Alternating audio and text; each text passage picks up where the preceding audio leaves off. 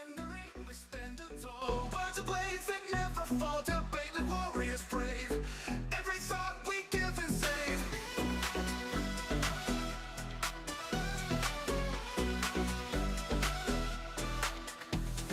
In the ring we stand tall, words of blades that never fall, debate like warriors brave. Every thought we give and save. Through the noise we cut clean, spirited mind sharp and keen. With a spark that lights the night, join us in this epic fight. Welcome to the Spartan Arena, where minds clash and thoughts clean.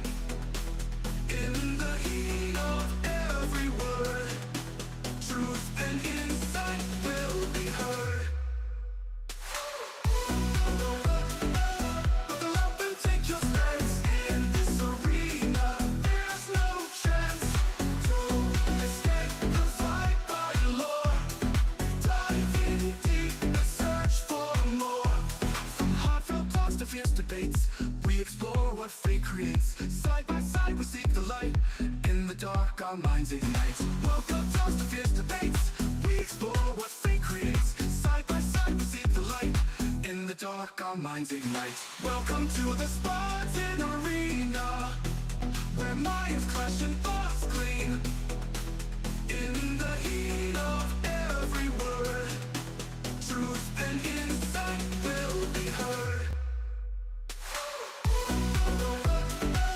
Buckle up and take your stance. In this arena, there's no chance to escape the fight by law.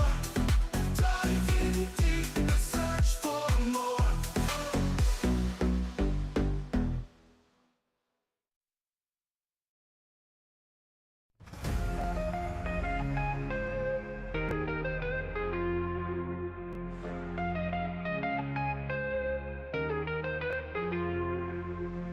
In the ring we stand tall, words are blades that never fall. Debate like warriors brave, every thought we give and save. Through the noise we cut clean, spirited minds sharp and keen. With a spark that lights the night, join us in this epic fight. Welcome to the Spartan Arena, where minds clash and thoughts gleam. In the heat of every word, truth and insight will be heard.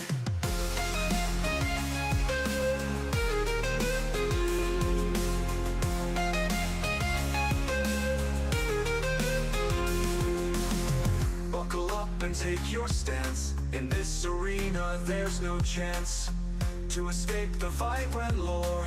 Dive in deep and search for more.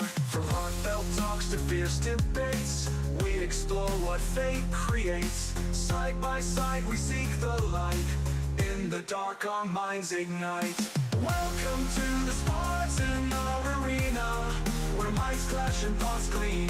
In the heat of every word, truth and insight will be heard.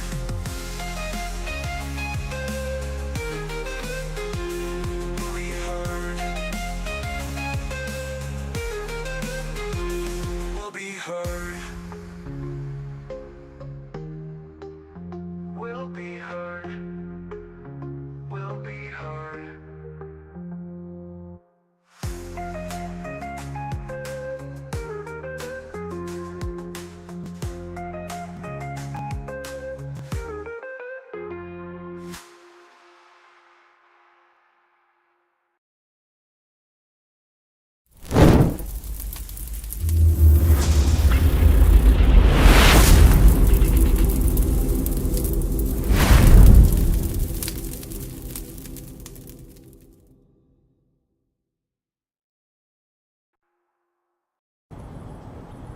Spartans!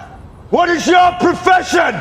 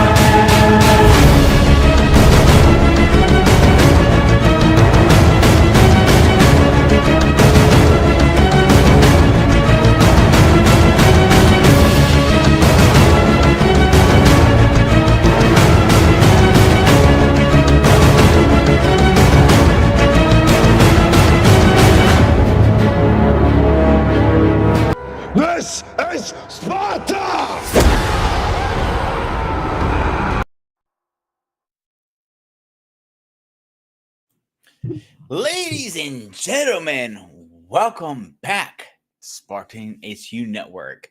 Of course, you know who I am. I'm Ghost of Sparta, aka Peter.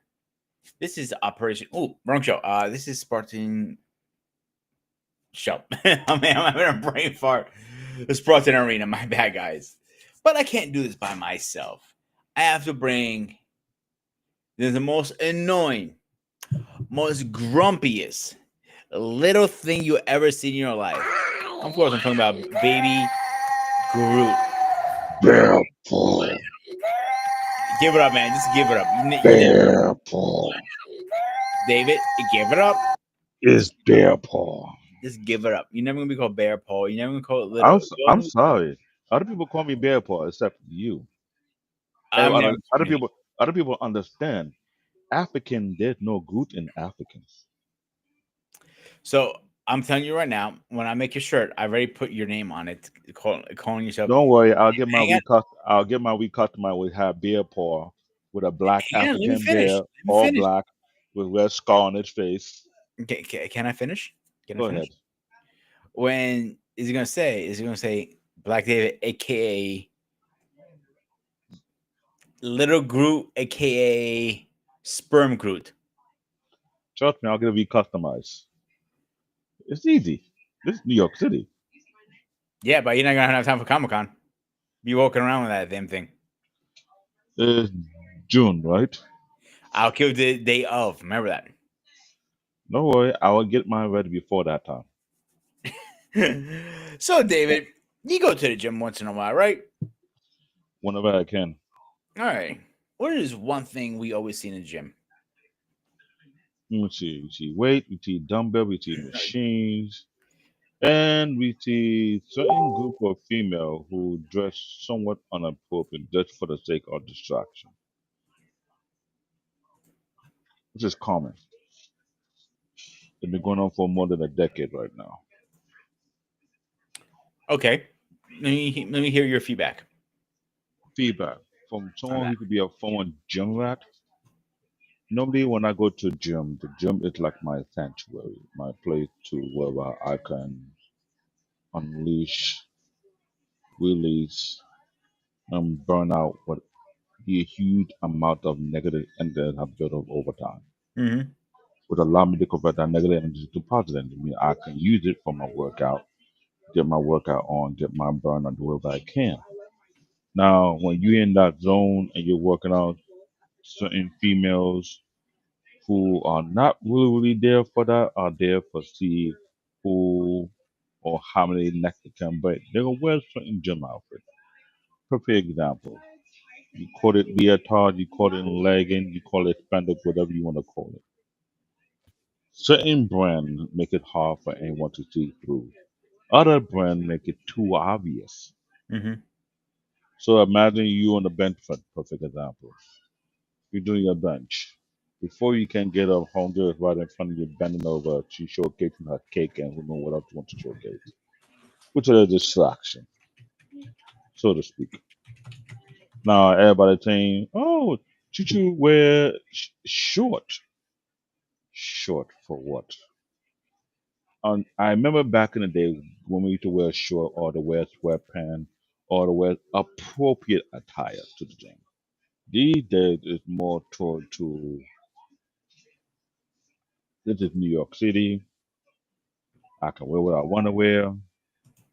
Get used to it. It will be up in your face. And I hate to say this, as a bona fide old school beastly of a man. Men are lookers. We're going to look. Either you like it or you don't.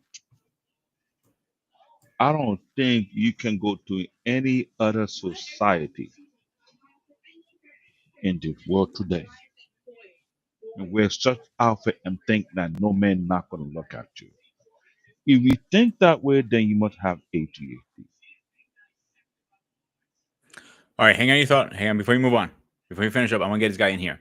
Ladies and gentlemen, please rise for our president.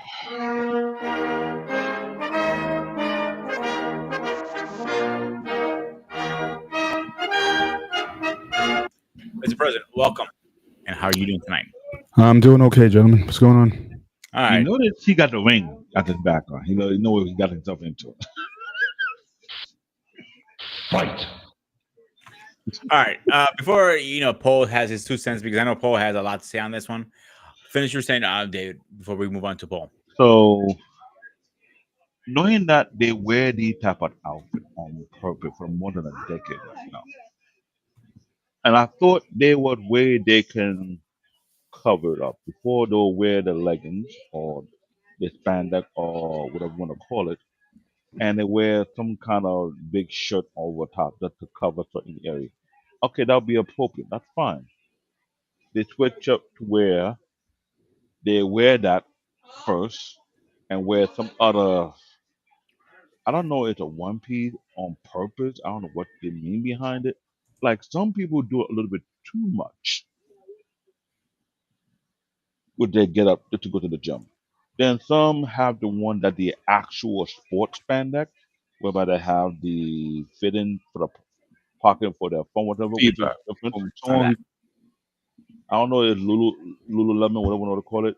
They want to seem to be a little more appropriate, but depending on the design, then they have the top. Now, some gym have regulation based on the dress code. Depending on certain gyms, some enforce it. They're not playing around. Not gonna lie, you come up here, create a storm, thinking that you get away with it. They'll let you know, ma'am or sir, this is not appropriate. But most regular franchise gyms, they let things slide too much when women are dressing so inappropriate. It's almost too obvious. And here's how I know they're not really there for a workout. And I'm sure Mr. Paul Bennett will agree. If you're there to the gym to work out, you're there to work out and break into some sweat. I have noticed some of these females come in there, don't even try to break into a sweat at all. So I'm asking the question, what the point you over here in the gym, but everybody here busting their ass, trying to work on themselves, and you try not to get into no sweaty moment. Like the moment you see sweat about to come up, you want to stop. Like, then what's the point you being here then? Make it make sense. I've been noticing for a while, and I caught on to it for years. This is why I have my zone when I come to the gym. This is my sanctuary. I'll come get my workout. I'll come and get my thing on. I don't care if my arm is sore. I don't care if my back is sore. I don't care if my chest. I'm coming to get that burn, so I know I did something before I go home. Don't work out in front of me, bending over, advertising your business, or you turn around, you know you're heavily blessed on the top, and you wear all type of things to make it obvious, just to get attention. Like, really? I remember I did this back in Job Corps, and the RA allowed me to do this. In the weight room, I had a policy.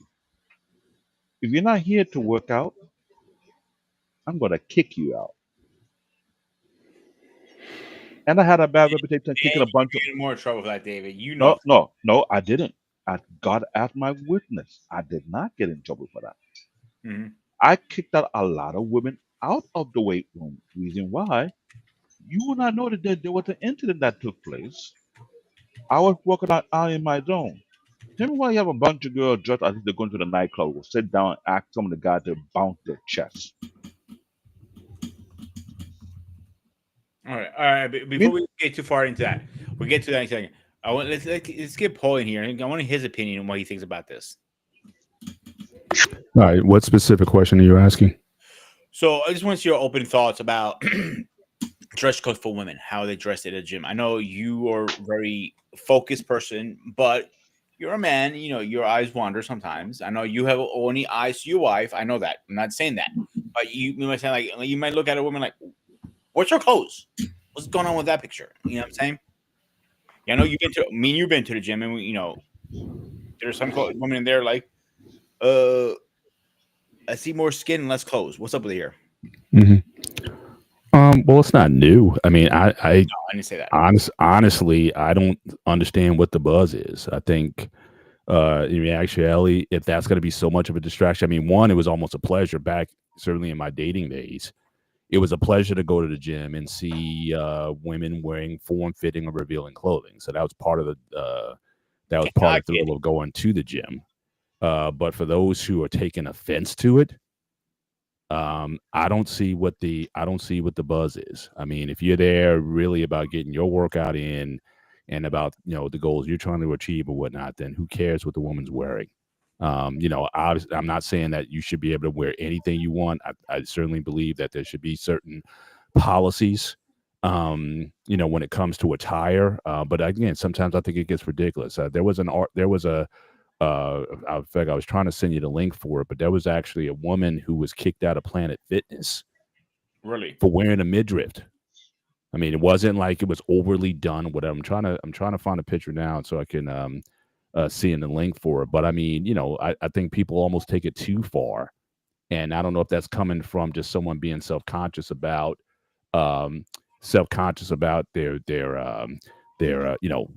body image, and just because she comes in and shows a little bit of abs or something like that, you get intimidated by that.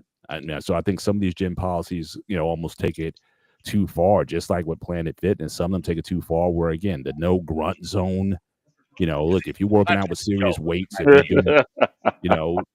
you're doing, if you're picking up the 100-pound dumbbells, yeah, you might do a little groaning. You may drop the weights or whatever. So again, I think, um, you know, uh, gym culture got to a point where you were trying to make so many people comfortable, even those who weren't even trying to be about anything there. That I think it just I think it just went too far with the restrictions on things. I mean, if you're there to get yours on, who cares? But again, as far as the attire that women wear, this has been through. I sent you a link. Go back to the 70s and look at what women were wearing, and then go to the 80s. I would make the argument that what women are wearing on average now is actually more conservative than it was in the 80s. There was a movie that came out with Jamie Lee Curtis called Perfect. I think it was John Travolta and Jamie Lee Curtis back in the 80s. This was like doing a whole fitness craze, Jane Fonda craze. And the leotards, the thong leotards that they were wearing with the leggings in the in that movie or during that time, way more radical than what I would see just the average person going to like a, name your gym, Planet Retro. Fitness or Retro 24-hour gym or whatever. I mean, I don't see women on en masse just going there half naked. I just don't see that. And for the couple who do, yeah, they might be social media influencers or something like that. They're doing it for the gram. They're doing it for their OnlyFans or whatever that is. Also, as you said, we did go to that gym, and I have spent a bit of time in physical culture. And I can tell you, and you got all kinds here. You got the bodybuilding women who were like, are totally covered up and just about the thing and don't want to talk to anybody. And then you got the ones who are the quote unquote fitness model types. They're there in their thong type of leotards and stuff. It's just part of the culture. Go to Gold's Gym, Venice. You're probably going to see everything over there. And My issue is not the dress code. It's not an issue with me personally. I enjoy watching those girls coming through the gym. I'm a single guy. Can you blame me? Is when I see online, oh, he's staring at me or he's stalking me, but I'm sitting there doing my bench and you come in front of me, you do squats right in front of where I'm working out. Yeah, I'm but I going think to work. but I think that issue goes beyond just the gym. I think that's culture in general. Like if a woman's wearing low at the top and high at the bottom or whatever, she could be anywhere, and she could be like, what are you looking at? I've seen. You talk about the gym. Just think about the workplace. Some of the workplaces I've been in where you've had this kind of attire, and again, a lot of HR departments, they're very kind of hands off. Now, what they'll do usually is every year we would get a dress code policy. It would just be an email that would be sent, and it would talk in, text, nothing, dresses should be, again, in good taste. Again, even the language that they use is well chosen by their legal teams in terms of what they can say and what they can't say. And so, but there have been women who have violated that policy over the years in corporate America.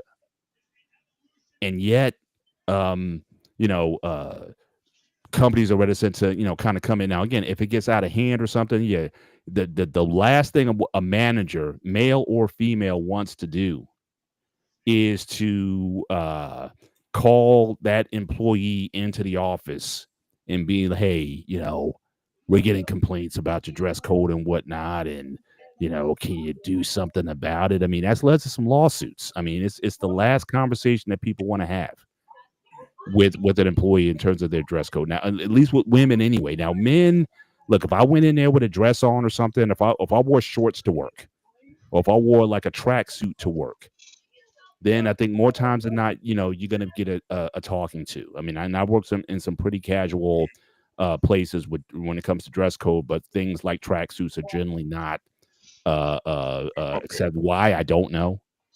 Why you can't wear a nice looking Puma or Adidas tracksuit to work? I think that's a fly look, especially on a casual Friday. But that being I said, see a lot of office chicks wear leggings. A lot of them. I yeah, mean, I mean that's that's where it started. When that- these leggings came back, it started in the office setting, if I'm not mistaken. Because I remember I caught it. I was working at a company called TNG Health. They're not around anymore. They got bought out, but it was a office building, healthcare, and they did health insurance. And I remember I was literally looking around like, I looked at my coworker like, his name was Tony. I was like, Tony, you see what I'm seeing? He goes, yeah. I'm like, you old perverted motherfucker. I'm like, and I realized like, a lot of girls started wearing leggings again, and it had never stopped. It skyrocketed after that. For Mhm. what? 10 years now, at least, a minimum, maybe more. Yeah, it's definitely considered. I remember when leggings came out, and women started wearing them. That was like the fashion faux pas of all faux pas. Like all of the fashion writers and a lot of women talk about, oh my gosh, you know, this is the end of everything. Oh, it's so tacky. Now it's commonplace, and it's just accepted. You know, just like jeans, like women's jeans. You know, tight fitting jeans was a I'll give thing you a at one great point. example. Yeah. Like I work at a nursing home, obviously, you guys know that. And the part of the dress uniform is for the servers are a black shirt on top, usually a polo with the company's name, or a long sleeve shirt with the company's name again. Mhm. Their pants has to be black, dress pants or leggings. It says right in the handbook. Yeah. I'm like, and when I read that, I'm like, I pat on like, whoa, whoa. Mhm. Like, I'm like, you gotta be fucking kidding me. Like, Mhm. I was surprised when I saw that, to be honest with you. They allowed leggings as part of your uniform. But I'm not too surprised either, because when I worked in the bar scene, in the winter they were wearing very short shorts, because it's hot behind the bar and all that stuff. In the winter, they were wearing leggings. It was black pants with the company shirt again. Mhm. It was all black. Yeah. And again, I was surprised when I saw it here a little bit, because it is a nursing home. Mhm. So, well, some old man might get very happy or ran over. Yeah. Yeah. I mean, yeah. I mean, it's definitely it's just as accepted now as pants. And think about it. A lot of women, what they're not wearing, what I'm noticing now, like women aren't wearing like pantyhose anymore. Like it's almost like they replaced, because it used to be pantyhose used to be where if you want to wear a dress and show your legs or something like that, that was the way you do it. But I think what the leggings do is that they allow you to show your legs or show your assets without still revealing skin or what have you. So, but I didn't think she was going to be up so quickly. But just to kind of set this up a little bit, so I have actually my daughter who's in the show tonight, Tiffany B. And so again, the general discussion. I mean, again, it started with fitness attire and what women sometimes wear to the gym, but I think the discussion is more generic to talk about Mm-hmm. dress codes in general. So before you got on, Tiff, I was talking about just even in corporate America, what a lot of times I see women get away with wearing, even though there's policies Like I said, I used to get every year we would get like an email with the dress codes, or like no offensive shirts, no dresses can't be too short, cleavage, like in general. But I said the hardest conversation that anybody I know who's been in this supervisory role, the dreaded discussion they ever want to have, is talking about bringing a woman into into your office and talking about what you're wearing is not appropriate. That's like the last conversation that certainly an HR person or manager or supervisor wants to have with a person. But first of all, certainly welcome to the show, Tiff. If you want to just introduce yourself, anything you want to say as far as your background or what have you. But you're on with, again, the Ghost of Sparta. He's not a ghost, and CBN Tech Yes, yes. Tech. So good guys. Hung out with these guys in New York not too long ago. And But yes, I've been at your house too. yes, yes. So he's been to the house as well. But yeah, if you want to just introduce yourself and maybe just whatever you want to say on the topic, or certainly if Peter or David, if they have questions that they want to ask you directly, certainly they can go and do so. But yeah, if you want to introduce yourself. Yeah, sure. Thanks. Hi, everyone. First of all, Good thanks so evening. much, guys, for having me on the show tonight. This is very exciting. Brief background: I'm 23 years old. I graduated from undergrad in 2023. Professionally, I'm in the supply chain beauty industry space. I work in New York, big all things corporate. I work with primarily women as well. So I think every day I'm kind of just like looking at what, women are wearing around the office, and, what's appropriate, what's not appropriate. Um, for me personally, and I think my sisters too, we were raised on a you dress for where you're going type of principle. If we were going to church, we are wearing church clothes. We definitely had it a little relaxed. We didn't have to wear, the stockings and the dresses every Sunday, but, we couldn't look like we were going to go hang out with friends if we were going to church, right? Same thing with school. We wore uniforms all through middle school and high school. So every morning you get up, you wear your uniform, you don't break dress code because you're not trying to deal with the repercussions of that.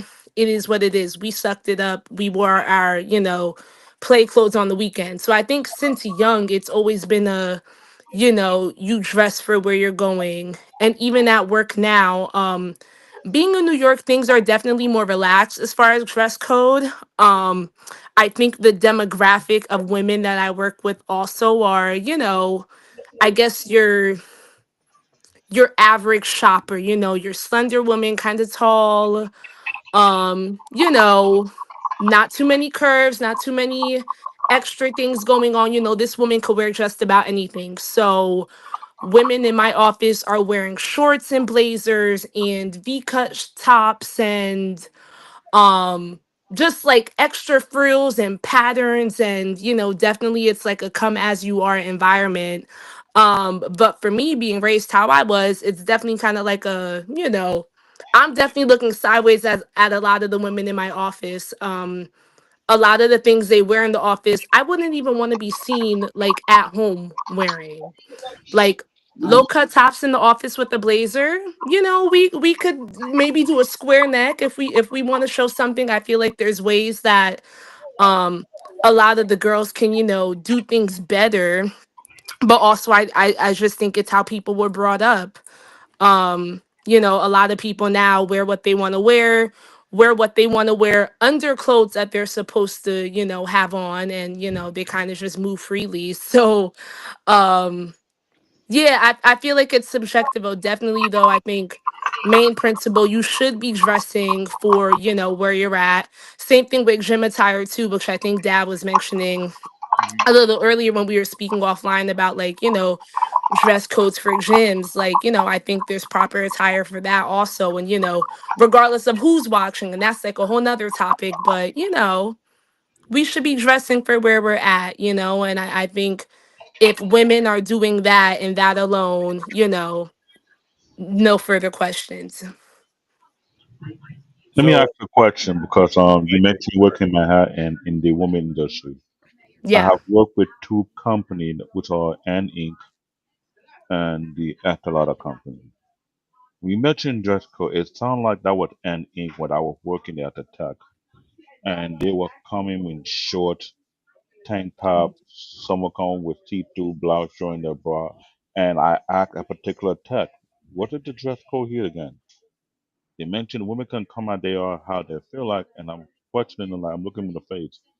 So how you expect men who are mostly engineers in this building how to operate? Because I had a code whereby if I'm coming to fix anybody equipment, I'm coming in to get that thing done as quickly as possible and get out. I don't trying to low for it. I'm just trying to get the heck out of there because one, every company Mr. Benny noticed, they will give you the training about sexual harassment, how you look at people, so on and so forth. And you mentioned somehow some of the people take advantage of it. At your age, seeing that you see the thing, what the first thing that comes to your mind, you start asking to why are they doing that? Like, what comes to your mind when you see that? Yeah. Are you asking more so like what comes to mind from like outside looking in, or what's coming Yes, to mind? yes, outside looking Oh, in. I mean, like I said, if women are dressing appropriately for where they're at, it really should be no questions. Meaning, if a maintenance man or someone, and we have a custodian, actually a Greek guy. He's super nice. I talk to him every time I see him. Big ups to Greece, right? So like we have men walking around the office and being in the facility. I speak to men outside of my colleagues every day, maintenance folks, and even our men at the front desk and things like that. um in that environment, people are respectful. um, it's funny actually. I started my job a few months ago, and I've already, I've had a few hiccups, and none of them have been from the maintenance men or the men at the front desk or just, outside people from my company. Everything's been internal. So, I guess where I'm at, maybe people don't play those things. It's New York. I feel like you can get locked up really quick. You can also, escape charges pretty fast too. um but as far as where I'm at, we really don't have those interactions. But generally speaking, um I think if you are like an outsider going in a space where you do have women and other people dressing kind of however, you're in there to do a job at the end of the day. What is it your business paying attention to ABC? Granted, we have people out there, men out there that are much more crueler than that, and guys are going to look at what they're going to look at, and they're going to pursue if they want to pursue. But my hope is always just like get your job done and I think a woman that respects herself and cares about herself, if she sees that these things are going on too, hopefully she has the confidence to support whatever to defend herself if need be. Hmm. Now, my next objective question is to apply that same mindset into the gym arena. I'm sure you're aware there's a thing that's going on whereby a lot of men are now trying to remove themselves from any potential environment that will create problem, especially how women dress themselves in the gym. Now, you are their age going to the gym and seeing that type of environment. What do your mind tell you when you see that type of women be going on for the past few years as of lately? How do you feel about it? How do you respond to that? Yeah, I mean, it depends. You can tell the women that are there that kind of only care about their image and what they're wearing and all the things. You can see it 1,000,000%. And at least at my gym, the girls that kind of do the most in that way, those are the ones that are, sought out by men. Even if they're not wearing, the super skimpy sports bra and the 3-inch short, Mhm. it's anyone that is going to the gym to seek the extraness, they're finding it. Those are the girls that are even doing the most, that are taking the extra steps to make themselves sought out to men. And this isn't to put any woman down or anything. I'm a girl's girl through and through, but I can also see when a girl is going to the gym trying to show off what she's working on. And all power to her, period. To an extent, we should be proud about what we're working on at the gym. But you can also tell when, some people are doing the most. But for the most part at my gym, the girls there, even the ones that are wearing the super, super short and the minimal sports bra, like they're there to work. And I'll say we're there to work because, depending on the exercise or whatever I'm doing, I'll even like wear a shorter short and not the legging. And, even I buy into that also, but it's never for a man. It's never to have that attention sought out because I'm there to work. And I'd say like 85% of the women at my gym, even the ones that wear those clothes, are there to work. And most of the guys um are there to do the same. I think the guys that are kind of weird and, go after girls, they're weird to their nature and they're always going to go after the weird girls and, kind of be with that, but I think the 80% of us men and women that are there to work, it don't matter what we have on, no one is really trying us. And for me personally, I'll see people stare and, do whatever occasionally, but I'm staring right back, and it's nothing to it. But I think I'm kind of new in my gym journey. So for me, like I'm always just looking at people to see like what their form is like. Is this form that my dad taught me? Because y'all know he's a trainer and into all that stuff. Like, is it a form that he kind of helped me with? Or like, what iteration of workout are you doing that I can learn? So, if I'm staring, I'm paying attention to that. I don't know. Maybe I'm So not the best person to answer these No, because I'm no, really no. just like, hang on a second.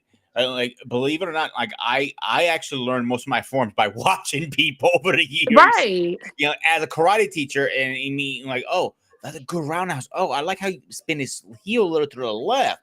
I see how you got a right. little power in that. But let me, I want your opinion on something. Two scenarios that has actually happened to me. I used to work as supervisor at the Monroe prison facility. Part of our handbook says we allow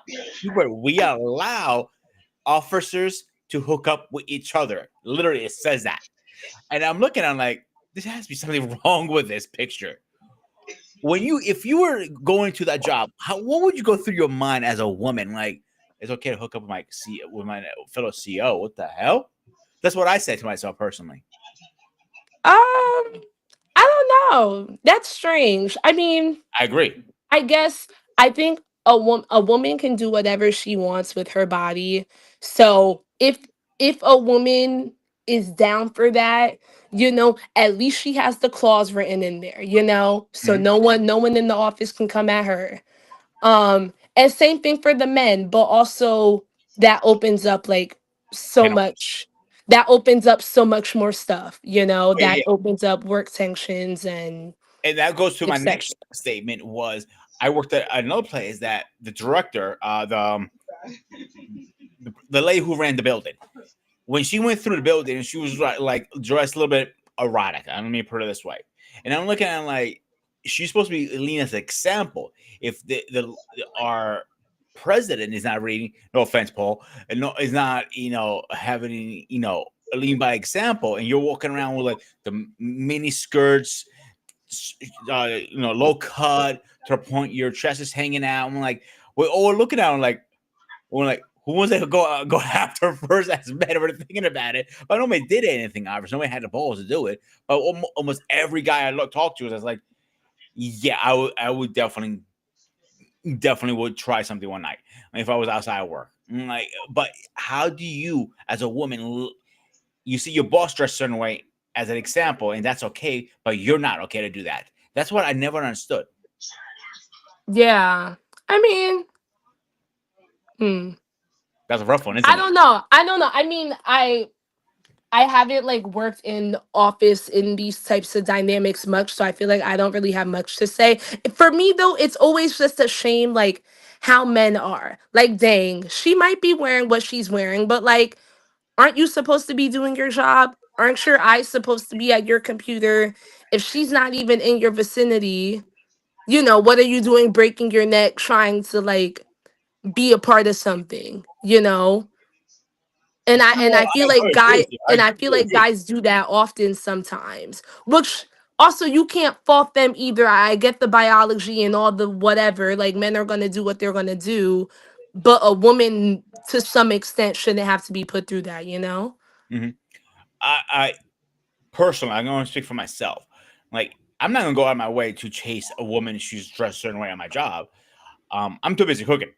So, but if she crosses my pattern, I'm like, yeah, I might get a glimpse, but I don't have time for that stuff usually because I got to cook all 300 people in a day. So the last thing is my worry about who's the shorty coming by here. I don't have time. I might Right. And cook, that's how most yeah, out of people my way. should be. Yeah. Hey Yeah. I Tip, just agree. given I guess with this climate now, like obviously I met your mother at work, so but that was a long that was a very long time ago. Mhm. So do you think are you seeing now that people are more resistant to trying to talk to someone at work with just given the Me Too culture and just just a lot of is the juice is just not worth the squeeze trying to meet somebody where you're working. Yeah, you might hang out, group outings, happy hour, and things like that. But trying to kick it to somebody, um, trying to kick it to somebody while you're at work, is that even? And again, for women also, to if you have an interest in a guy, whatever, is it worth it from what you're seeing, or do you see a lot of that kind of culture happening? I know you've been in a few jobs over that, recently. So is that something even worth it? To try to initiate something like that in a work environment, just given the sensitivity of things today. Yeah. I mean, at my job, at all of my jobs, my teams, not like in total company, but my teams have been 90% women. So, like, no one is really out trying to pursue anyone. Total Mhm. company, too. Like, where I'm at right now, I was going to say like 93-7 with women at the majority. It's probably more like a 80-20 if I really thought about it. Mhm. So like there aren't that many men to women to necessarily go pursue. Right. But I do know somebody on one of the teams that I work closely with. I just learned that his wife is at the company. Mhm. And I think they met while they were I don't know all the details, Right. I'm going out with my team tomorrow, so I'm gonna learn all about the lore. Mhm. But yeah, I think there's some people in the company that, maybe have dated. There's people that are married. Right. I don't know if they got married, while working there, if they knew each other prior, Right. but If they came in, yeah. it's even like a dynamic to be working with your partner. Right. So Now, is it in yeah. policy? Because I'm sure you've read like the employee handbooks and whatnot. Do they encourage? 'Cause I know my company, they say basically they don't say you can't date someone in the office. Although they will say if you are going to date someone in the office, you need to inform your manager or supervisor about it, just so it doesn't create a situation.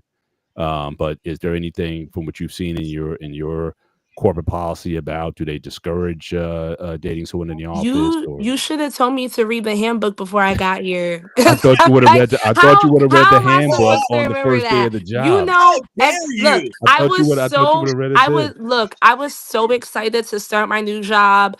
I read the handbook because I had to, but Mhm. like I ran through it so quick. I don't even remember what it said. Yeah, yeah. What? Um, Yeah. What? but How? if How? if Yeah. I How if much I can holiday time I get off assume and vacation if time? I can assume though, probably I'd say like as long as it falls within like the best interests of the company and keeping things kind of mutual, yada yada yada, because we have a big Mhm. media presence also. Right. Um and like we're trying to protect that at all times, so probably there's something in there to From what not I've mess with the seen brand. personally, And we're working with different companies. Hang on a second, David. You go next. What I've seen so many companies, they are usually cool with it, as long as you like your father said, Mr. President, you notify your upper management. You cannot be like, say, for example, you're under me, I'm your chef, and you're my server. That is not going to work because I gotta tell you what to do. And you're looking at me like, you're not telling me what to do.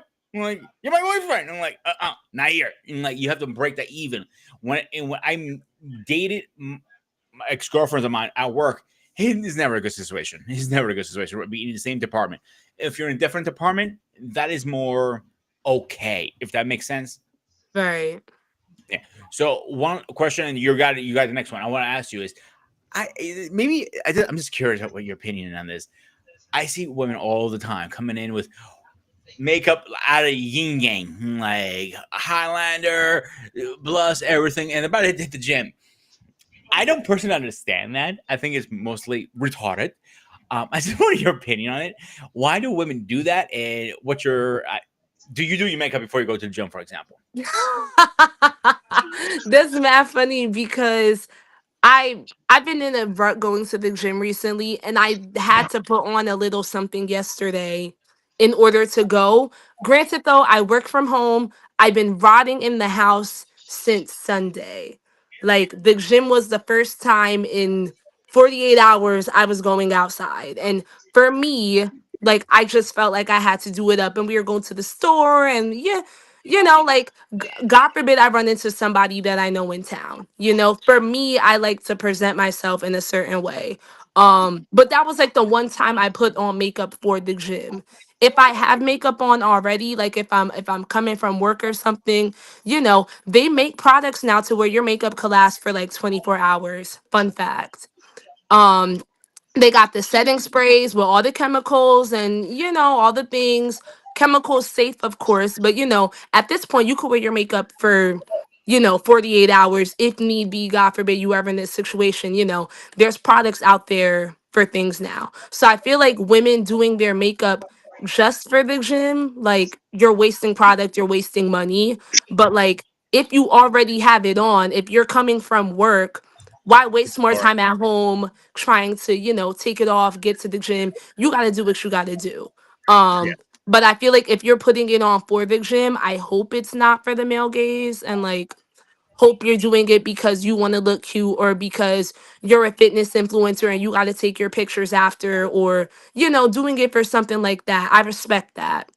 Oh But no, I feel like every year, and I see a lot of those cosplayers, professional cosplay. They have to dress a certain way, and I do understand that. David, right. you're up. David, you're up.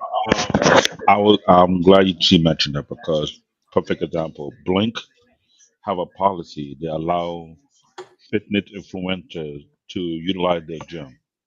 So when you mentioned the makeup thing, that first came to my mind. I thought, oh yeah, that could be the case because there are a lot of people who are either on Instagram or on YouTube or any social media platform showcasing different workout routine or showing themselves working out.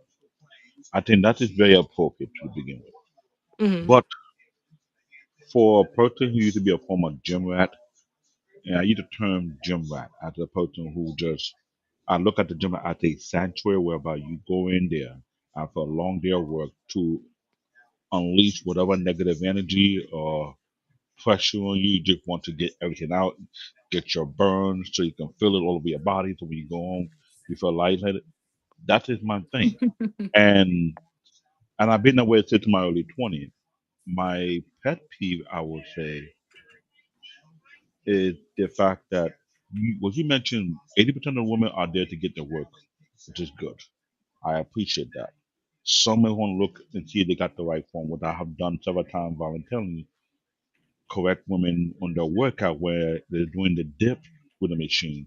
I have to correct them, keep your arm next to your body, don't move your elbow, keep it locked, and you flex the forearm. Then you get the work. Sometimes you have to. I'm a little bit too of a technical person. I'm not as bad as Mr. Bennett, because Mr. Bennett is a trainer. I don't want to be a trainer no more because I got how would I put it? I don't like have to repeat the same thing more than 3 times and you're not catching on to it. I'll You're a look like horrible teacher, David. excuse me? You're a horrible teacher. No, I'm not a horrible teacher. Here's the problem. I'm very Ooh. patient with people. My issue is when you take the time out to break it down for somebody and they intentionally on purpose act like they don't get it, it become irritating. I don't like to waste time.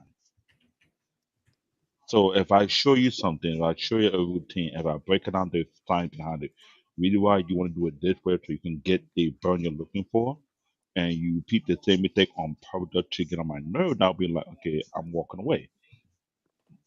I'm I sure mean, you. Go ahead. I get what you're saying. Basically, like, or if I can maybe correct me if I'm wrong, but like women may be coming crazy at guys for correcting them in the gym or things like that. Is that kind of where you were? Almost in that way, it just some may do it on purpose just for the sake of they want to throw themselves or try and gain attention. And I'm not like every guy. Some guys are just locked into their workout because they see that you're taking the machine. They want you to get your workout on so you don't take too much time on it. My issue is how long are you gonna waste willy-nilly time on the machine that you know you're not actually using, and people Oh, are waiting to use it. That's one of my number one pet peeve. I don't mind going to a mixed gym where both men and women are there, but what I see more often is women utilize certain equipment or certain machine just for the sake of just see who they can draw attention, but are not into the workout. When people are waiting to use that machine and they're aware of it, they act like they don't care. That's just me. mm, I'm a nerd, and when I'm in that zone, I'm in that zone. I'm not. I don't care how good you look. Nice, thank you. I would like to use this machine. Thank you very much. I'm on a time. I don't like time to waste. I'm not a bad teacher. It's just I don't like my time to be wasted. yeah, yeah.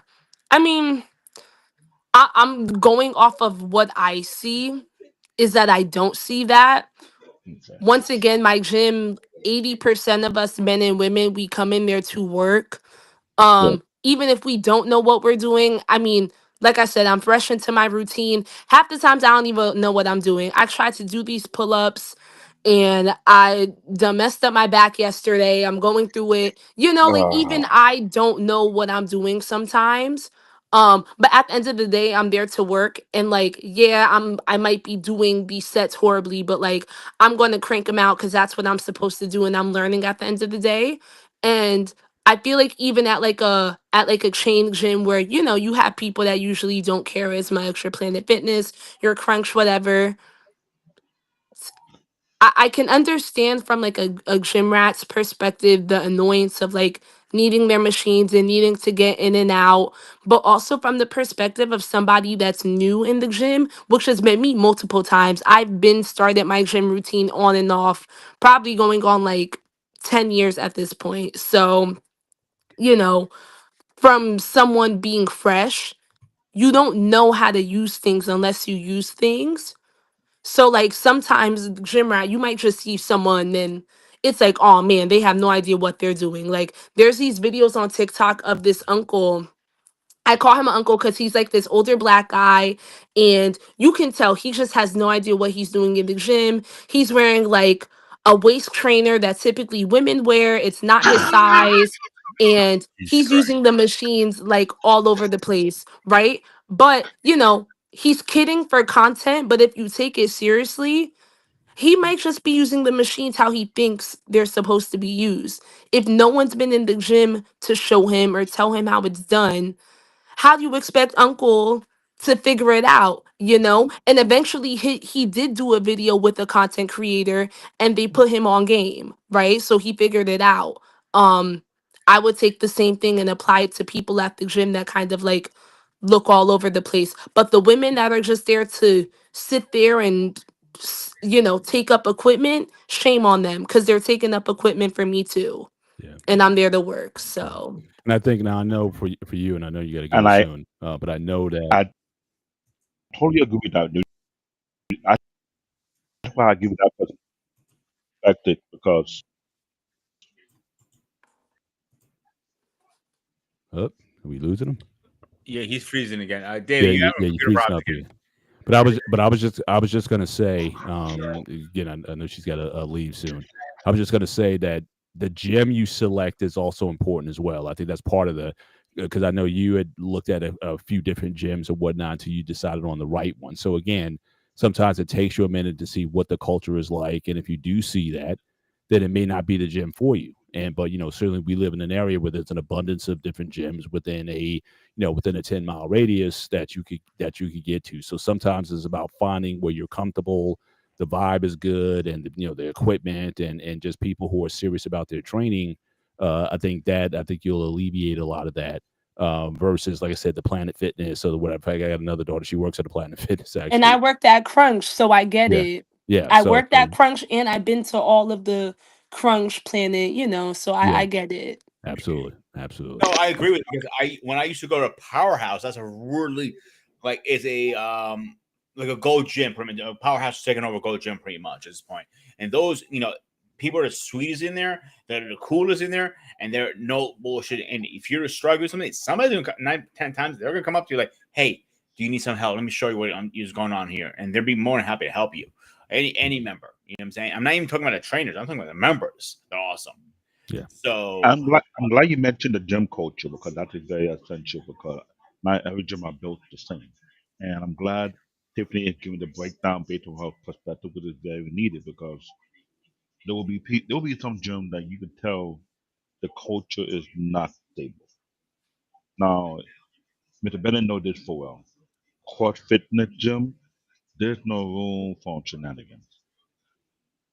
If you've been to one, then you know you really there to work because the one people who run that gym will give you that look. If you're here to work, then you get to work. If you're Mhm. here to BS, they're at the door. And I think that's the perspective when it comes to the culture. yeah, When you have a good culture in the gym, then people come to the gym with respect. They don't dress just anyhow. Now I understand what she said. Some people dress skimpy, and my first in my mind is based on that dress code. It could be based on how their body feel. Like some workout will make you feel like you cannot breathe, and sometimes you want to wear less clothes so you're able to breathe in your own body and not feel suffocated.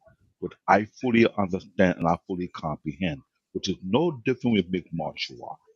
Because when we have those heavy ass gi on you, there's some training routine that make you want to take the top gi off because you feel like you're burning up, mm, which is fully understandable. So I'm not taking flight on anybody. I'm a very logical and technical person.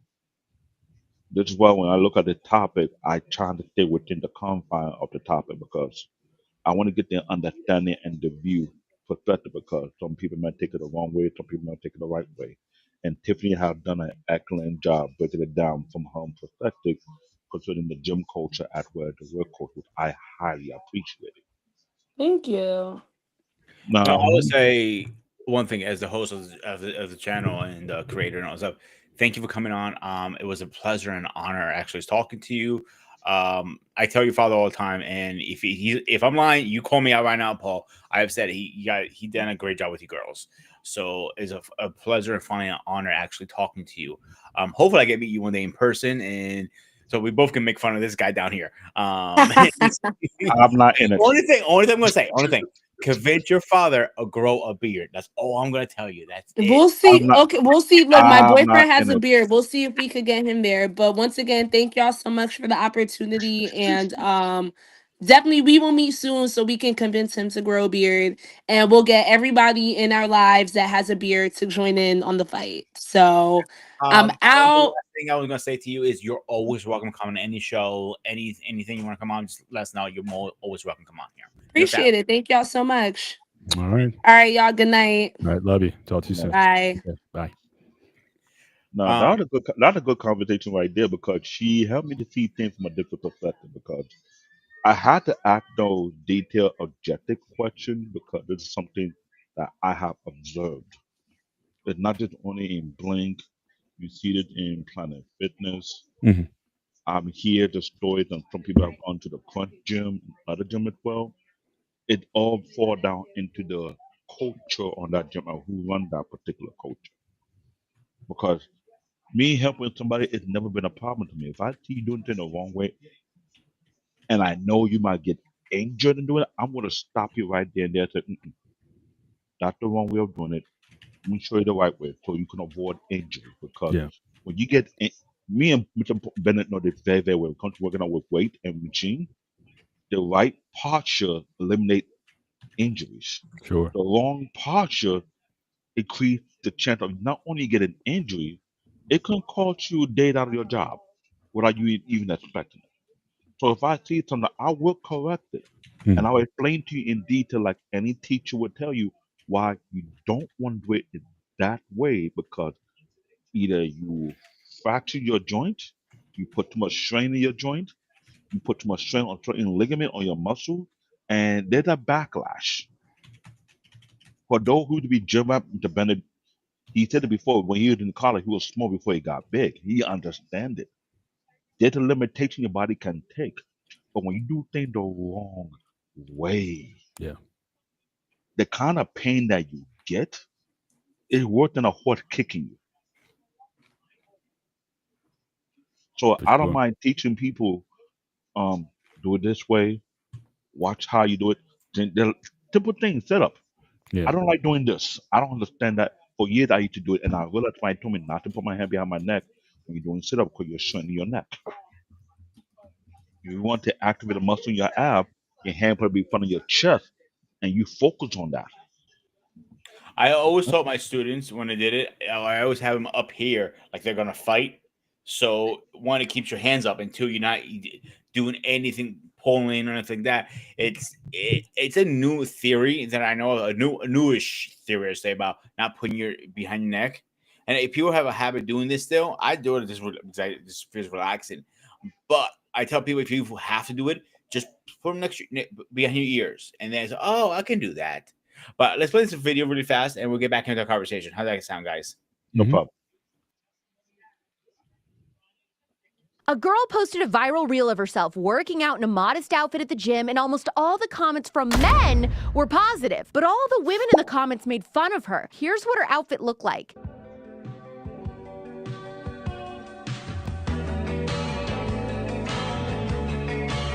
Some of the comments from other women were that she was brainwashed, frumpy, or oppressed. Thoughts? A girl posted a viral reel of her. Let me speak on that. That is common out here in Brooklyn.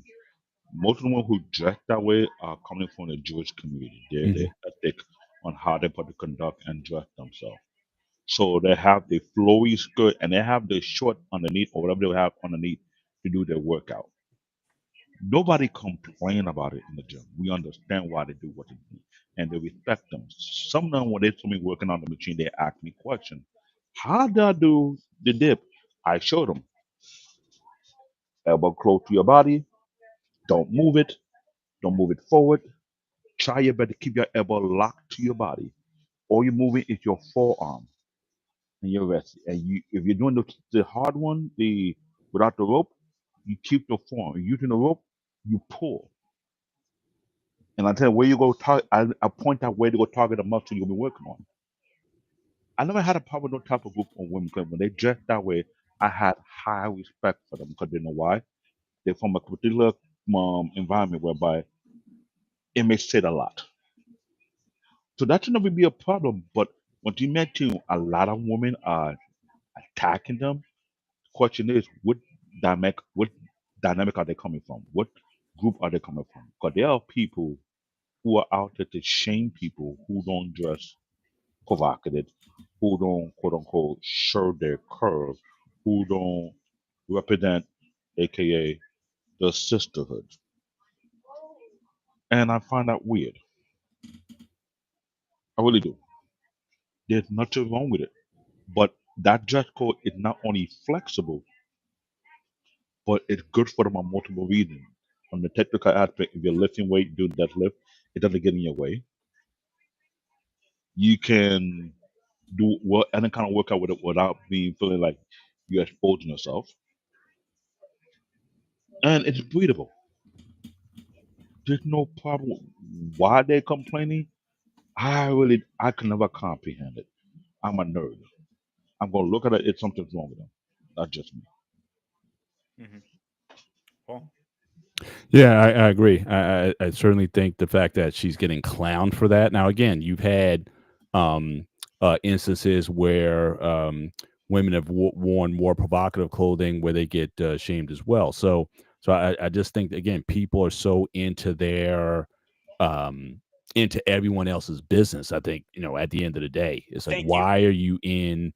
Worried about what she's wearing. I mean, I would see that right away, and I would assume that she's either some ethnic conservative ethnic Muslim or something like that. And again, it wouldn't bother me because again, I'm not there, at least I'm not supposed to be there for to be meeting people like that. So the fact that she can still put it in and do what she needs to do, I got no issue with it. But the fact that women are trying to change the narrative in terms of what a woman should and should not be able to do, again, I think it's counterproductive to the arguments that they're making. You're talking about being having freedom.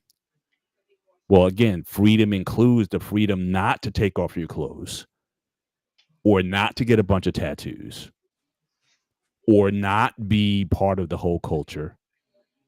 So again, those are freedoms as well. So again, if you truly are about women's liberation, you should adopt any and all sorts of lifestyles and options. So again, it just shows the hypocrisy sometimes when you see people doing things, or women who may be more conservative in their lifestyle. That's like, look, I marry young. I'm married at 21 or in my early 20s with my husband and whatnot. It's like, oh, you haven't lived life enough or what have you. Again, I just think that the whole narrative is such that they're really not serious about. They're really not serious about what they say. If you're going to be about choice or the ability to make your own choices, then again, what difference does it make? But again, I flip that again to the other side, because again, yes, again, you may have women in the gym who are dressed more provocatively, and if the club allows it, then again, you have options too. You can either go to another club or gym where where they might be more serious, or you simply just be about your business. You see the guys, especially in the bodybuilding community. I mean, again, you'll see women like that all the time. But most guys today, you go to the gym and we've seen them. They got the hoodie on, they got the hoodie over their head, they got their music in their ears and stuff, and they're just zoned out. It's like, I won't bother you, and don't bother and don't bother me either. And people are gonna do what they're gonna do. So I want to add to a little bit to that. So first of all, if somebody want to dress a certain way, who the fuck are you telling me not to dress like that? That's number one. Let's get that out of the way. Number two, if she has dressed for a religion reason and you're clowning her and like, yo, mind your fucking business. Seriously. So Paul's right. If you're there for a working out, yes, go work out. But if you're there also to meet people, I met some great people through the gym. Some great friends of mine. And if you meet a girl in the process, great. But don't go for that. That should be your second primary. Your first primary should be working the fuck out. And I can't stand when people are like on the phones there, for 20 minutes going. And I looked at them like, you done with that fucking machine, or I'm gonna make you eat a goddamn phone. Well, you pick one. Simple as that. And like, I have people come up to me and like, like, I'm not on the phone. I'm just, like, are you done? I'm like, no. But if you ask me nicely, I'll let you work with me. And I have people come up to me and cool, like, yo, how many sets you got, bro? I'm like, I got 3, but you know what? You can work with me, dude. I'm like, because they came up with respectfully. Not like, oh, what, are you almost fucking done? I'm like, yo, I'm gonna make you fucking eat the goddamn weight in a minute. I'm like, it depends how you come off too. I believe in gym ethically. And like, ask nicely, or some things you obviously you don't wear boots in the gym floor. You know what I'm saying? One thing I can't stand is seeing gym bags in the middle of the gym floor. That pisses me the fuck off. And a lot of gyms are getting rid of that now. They say no gym on the weight floor. You see signs all over. When we went to the Mental Inc., that is a hardcore bodybuilding gym. But the owners got tired of it from the first location. Keep the gym bags in the locker. Bring your water. Bring your notebook if you have one. Most people don't even have notebooks anymore. Everything's digital. And that's it. You don't need nothing more than that. Your straps and everything should be on you already. So why you bring your gym bag in? That makes no sense to me. And I think the people that do that are most guys that don't have locks. Go buy one. That People don't even lock their shit, bro. And how many times I go to the gym and I open the door and okay, and that's very obvious. That is very obvious. And it's also depend on remember the gym culture, gym environment. Some places you don't have to worry about getting a lock because people are not gonna take your stuff. But it's also depend on the environment where that gym is, where the location is. Because there's some people who are very sneaky. They monitor who come to the gym and see who they can pickpocket or take their belongings. So that falls or down. a lot of gyms also have little hot cubbies right behind the front desk. And you put your keys in your wallet there, and the front desk is responsible for your stuff there. They know who's who. and not to those One who thing need it. I will say about not muscle, I'm sorry, Planet Fitness, they have those lockers. You literally you can put yourself in there and lock it, and you get your code and you put it back in and unlock it again. And it's very small. You can keep like a few things, sneakers, a shirt or two. That's it. Nothing crazy. Not like a big one. But that's one thing. One good perk about Planet Fitness. Everything that sucks about Planet Fitness, in my personal opinion, but that's different conversation for a different show. Mhm. So with the lowest thing is, she's right. You guys, I think women are the worst critics in the world out there. Oh, for sure. Yeah. They attack each other like they're like piranhas. Go ahead, David. You guys want to say? Go ahead. I'm glad you mentioned that. So, That's okay, just something that I've been trying to like comprehend because I'm not trying to act like I don't understand. But when you're coming from a nerd mentality and looking for the logic, the rationale, the technicality behind everything, it have to make sense.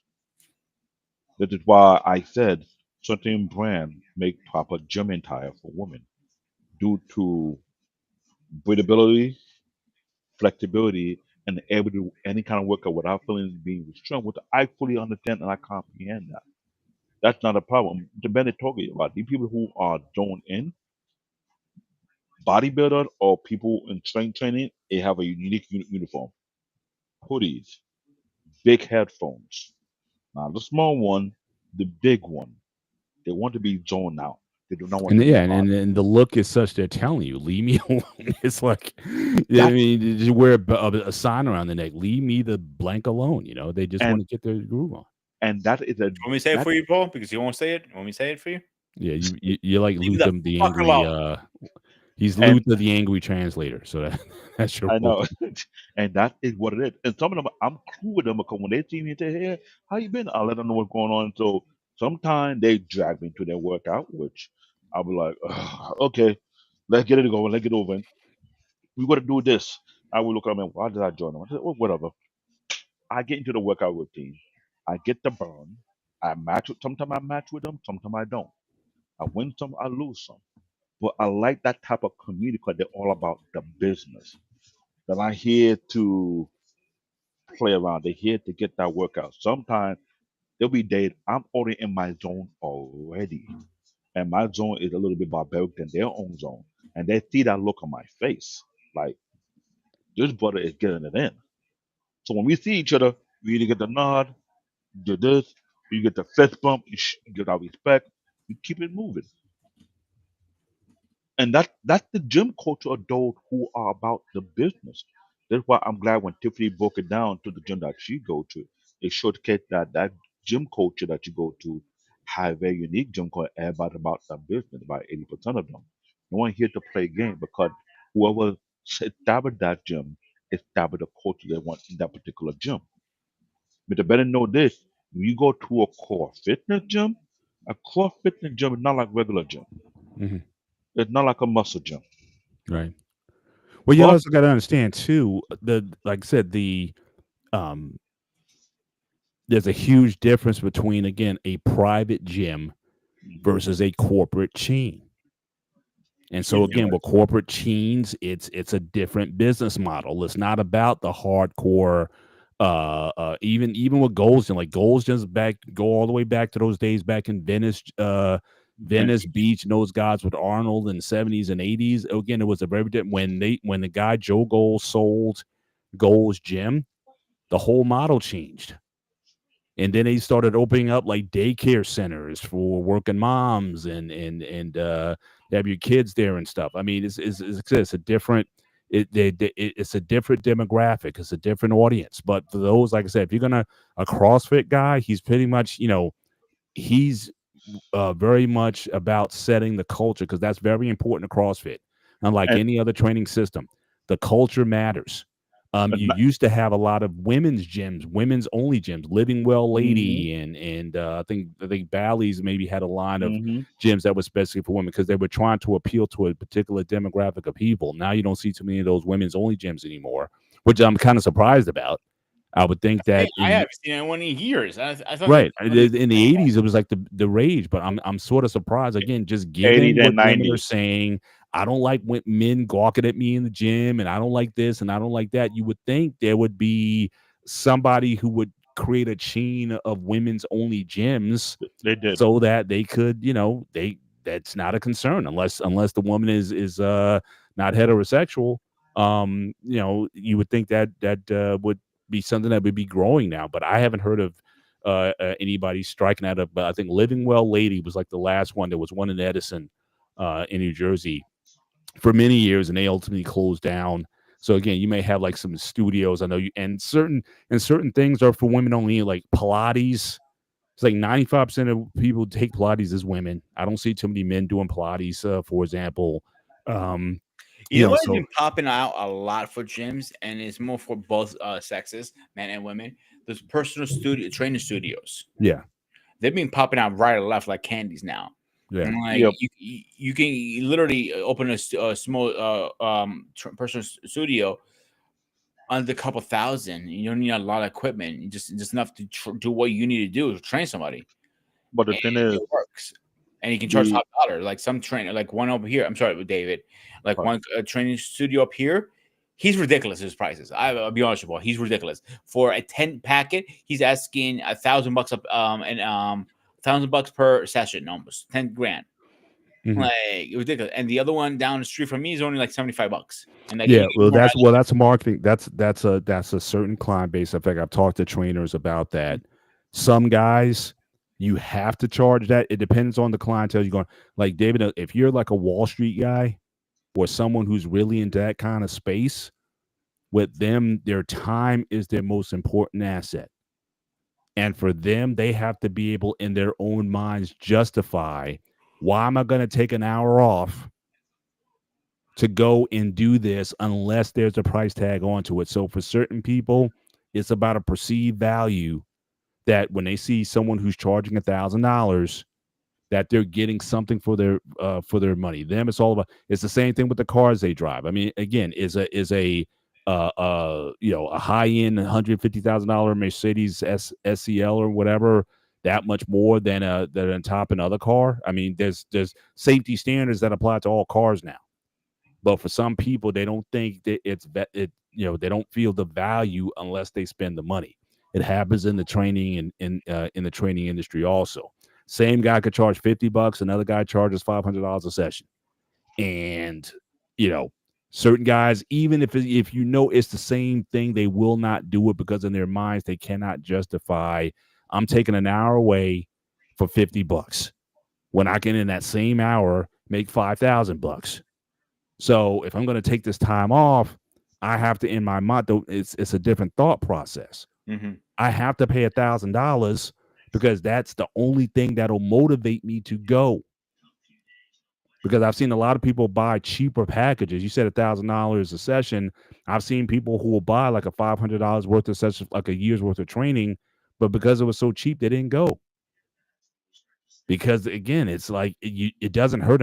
The first gym that I actually signed on and belonged to, this is back in 1997, 98, like in that ballpark. It cost me at the time like $75 a month, which I thought was at that time, that was a decent chunk to paying for the gym. But guess what? The fact that I was paying that every month, my mindset was, oh, I'm gonna get everything I can out of this because I'm spending this money. I'm not just gonna throw $75 a month down the drain. I'm gonna get my money's worth. And that is when the light switch went on, when I fell in love with the gym and I got really serious about it. But if that was like a $10 Planet Fitness gym, I'd be like, I'll go in next time. It's only cost me $10 a month or whatever. So for me, the fact that it was expensive was a motivator to keep me going because I knew I had that money on the line.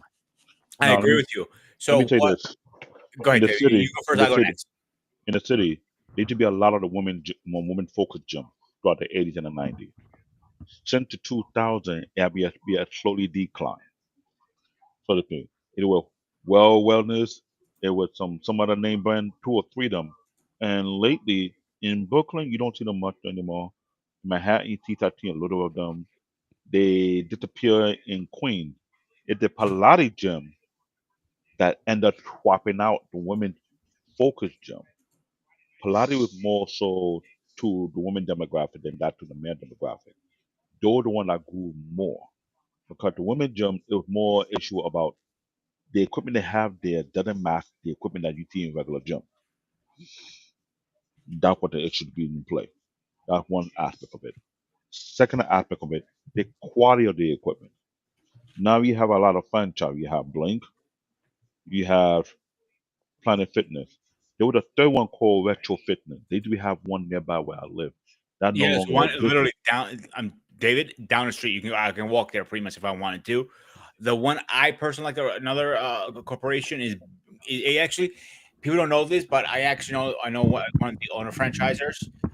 They're actually took over Gold's Gym, and eventually Mhm. all the Gold Gym will be powerhouses. The Powerhouse Gym is a really nice gym corporation. Yeah, yeah. Now, Mariana mentioned forget this, curves. forget this brand, Bally. Remember Bally Gym? Yeah, Bally's had a women's only division. And I know Mariana, she mentioned Curves. I thought that was a private training studio. I've heard of It was. Curves. It It, was. it was like It most was. like a one-on-one training, not so much a like Mhm. a just a gym where you had a bunch of equipment in it.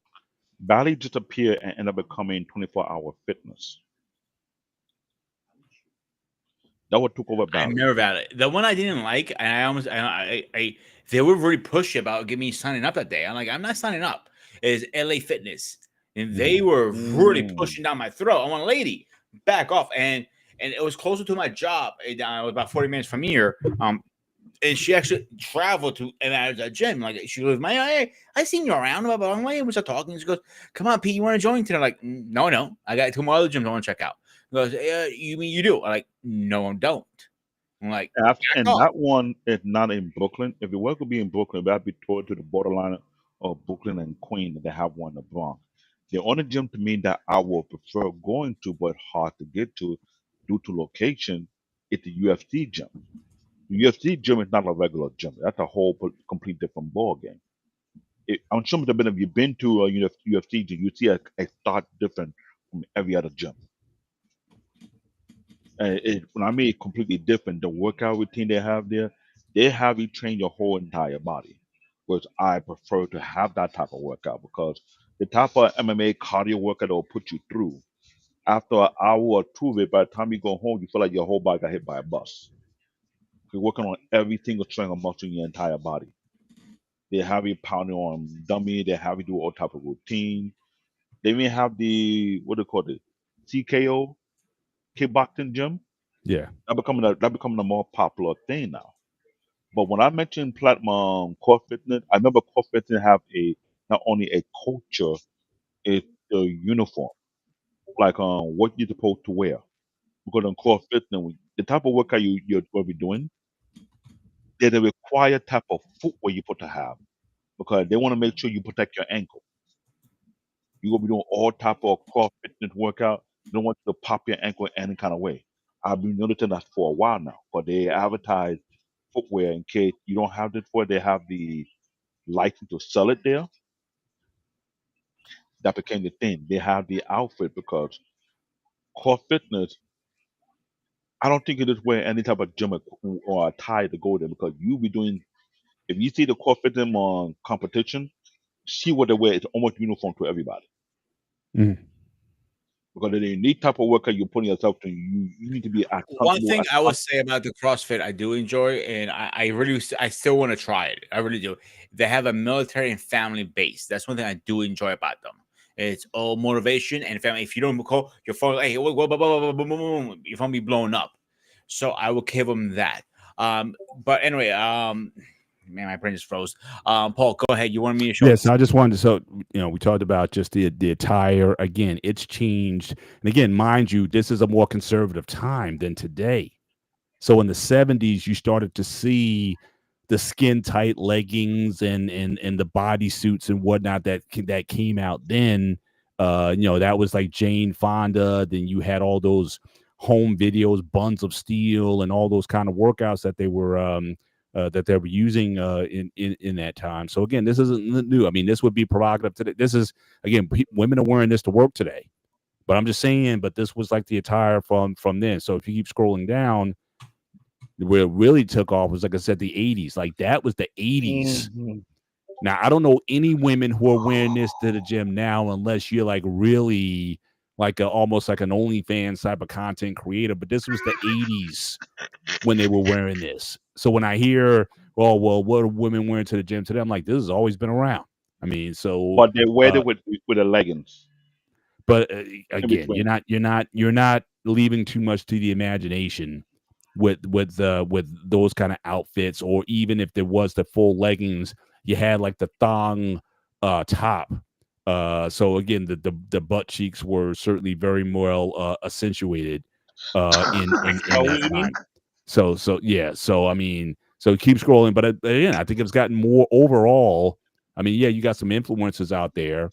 See, leggings is more popular, the more casual area. Then you started to have the companies like Athletica coming out with like the fit wears and whatnot. But I would still venture to say now with this clothing out, I still don't think it's provocative as the 80s.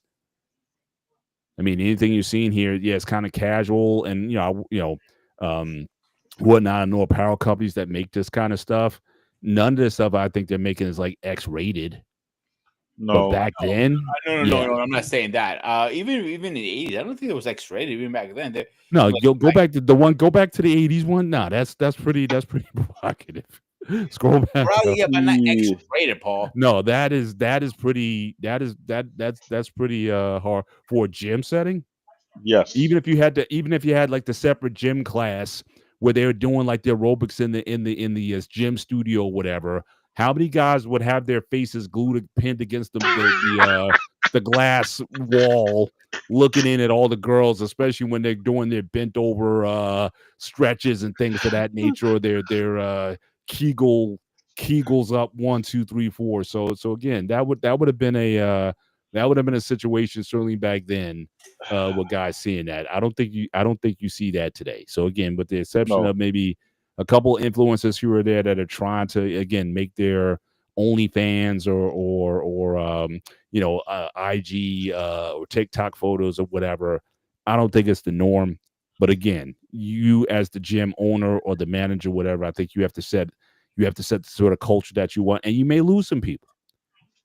So again, that's what I'm saying. With a corporate gym, you got to understand with a corporate strategy, there's like bring in as many people as possible. I don't care what they wear. I don't care whatever. As long as we don't lose business, then bring in, it's all about mass. But if I was going to set up my own training gym, my own personal gym or a private gym or something like that, yeah, I could say, nope, sorry, you can't wear that in here. now And I would have to be now, and I would have to bite the bullet on that if I needed to. I would say that now it's becoming a big market when people trying to create the perfect workout outfit because shout out to Mandrell. He was trying to run his own business too because it fall down into the material. Now here's where it get real tricky. Everybody's skin type is not the same. Certain material is comfortable on certain people's skins. Certain material make other people's skin break out.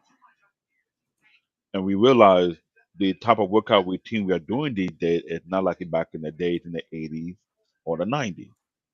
We are doing all type of fundamental workout because either we're trying to get tone or you're trying to build, you're trying to build endurance, you're trying to build your stamina, or you're trying to increase muscle definition in some part of your body, you're trying to shed some weight. And the thing is, the amount of time you spend in the gym, I would, Benny, you know this very, very well. You've been to college. Imagine when you have almost 90% of people working out like a damn horse. The amount of heat that it gives off in the gym, it feel like it's suffocating. Right or wrong? You You're muted, muted. you muted. You're muted. You're muted. Oh, you muted. Sorry about that. I've been to some again hardcore gyms where you can smell the stench from outside, right? There's no air conditioning. I mean, you got the fans going, or sometimes it's like they got a necessarily in a pollen gym. A lot of IFBB pros train there and whatnot. The air conditioner, it's like it used to be like a firehouse or something like that. So we got these big garage doors that open up. Diesel gym, same thing. You open up the garage doors, and that's your ventilation.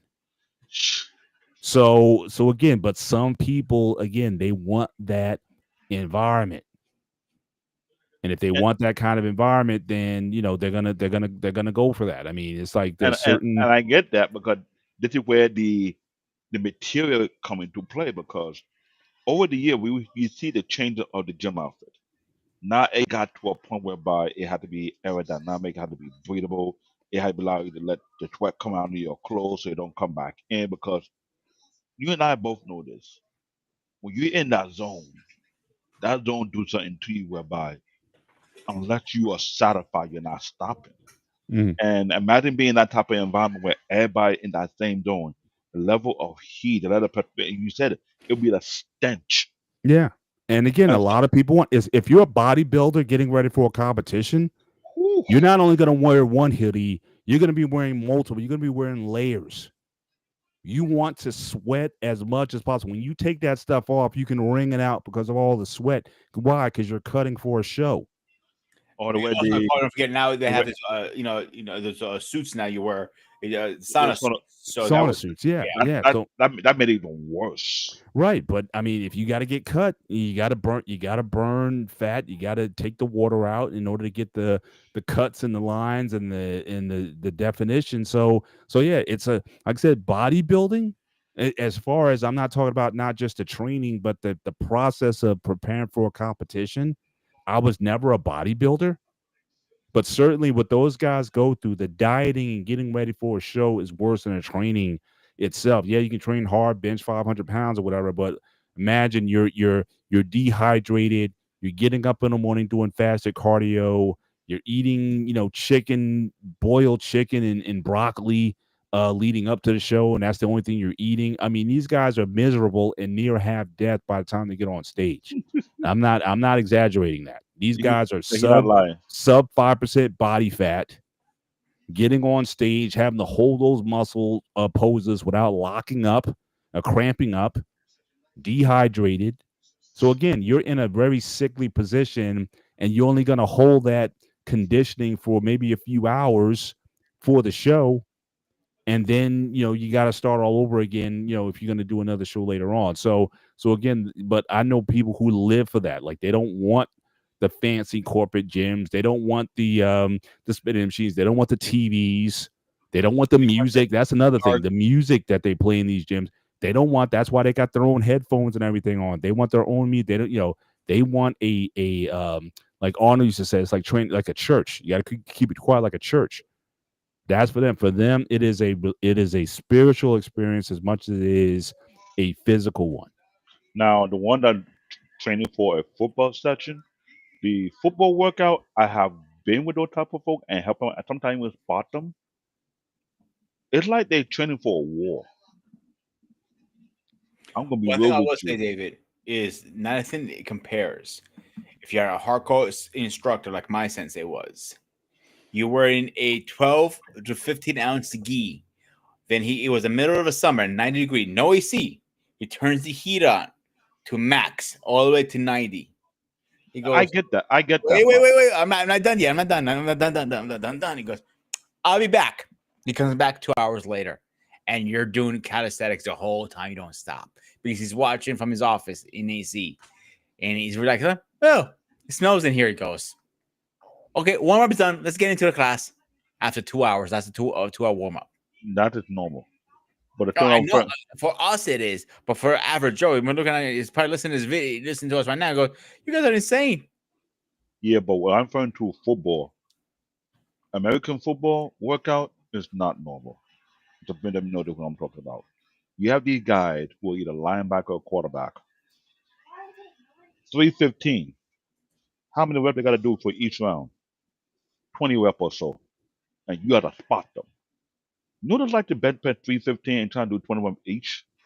They're building some explosive strength because when you're doing the tackling, it's not normal. And I've seen the workout from start to finish, and I'm like, damn. So imagine you add that with mixed martial art, where the like you said, the 10, 15 pound gi. I've done that part, but I've done it where I was outside in the blazing sun, fell out in Japan. We didn't have the luxury of being in a dojo. We did it outside when the sun is actually cooking and you could smell your skin getting roasted.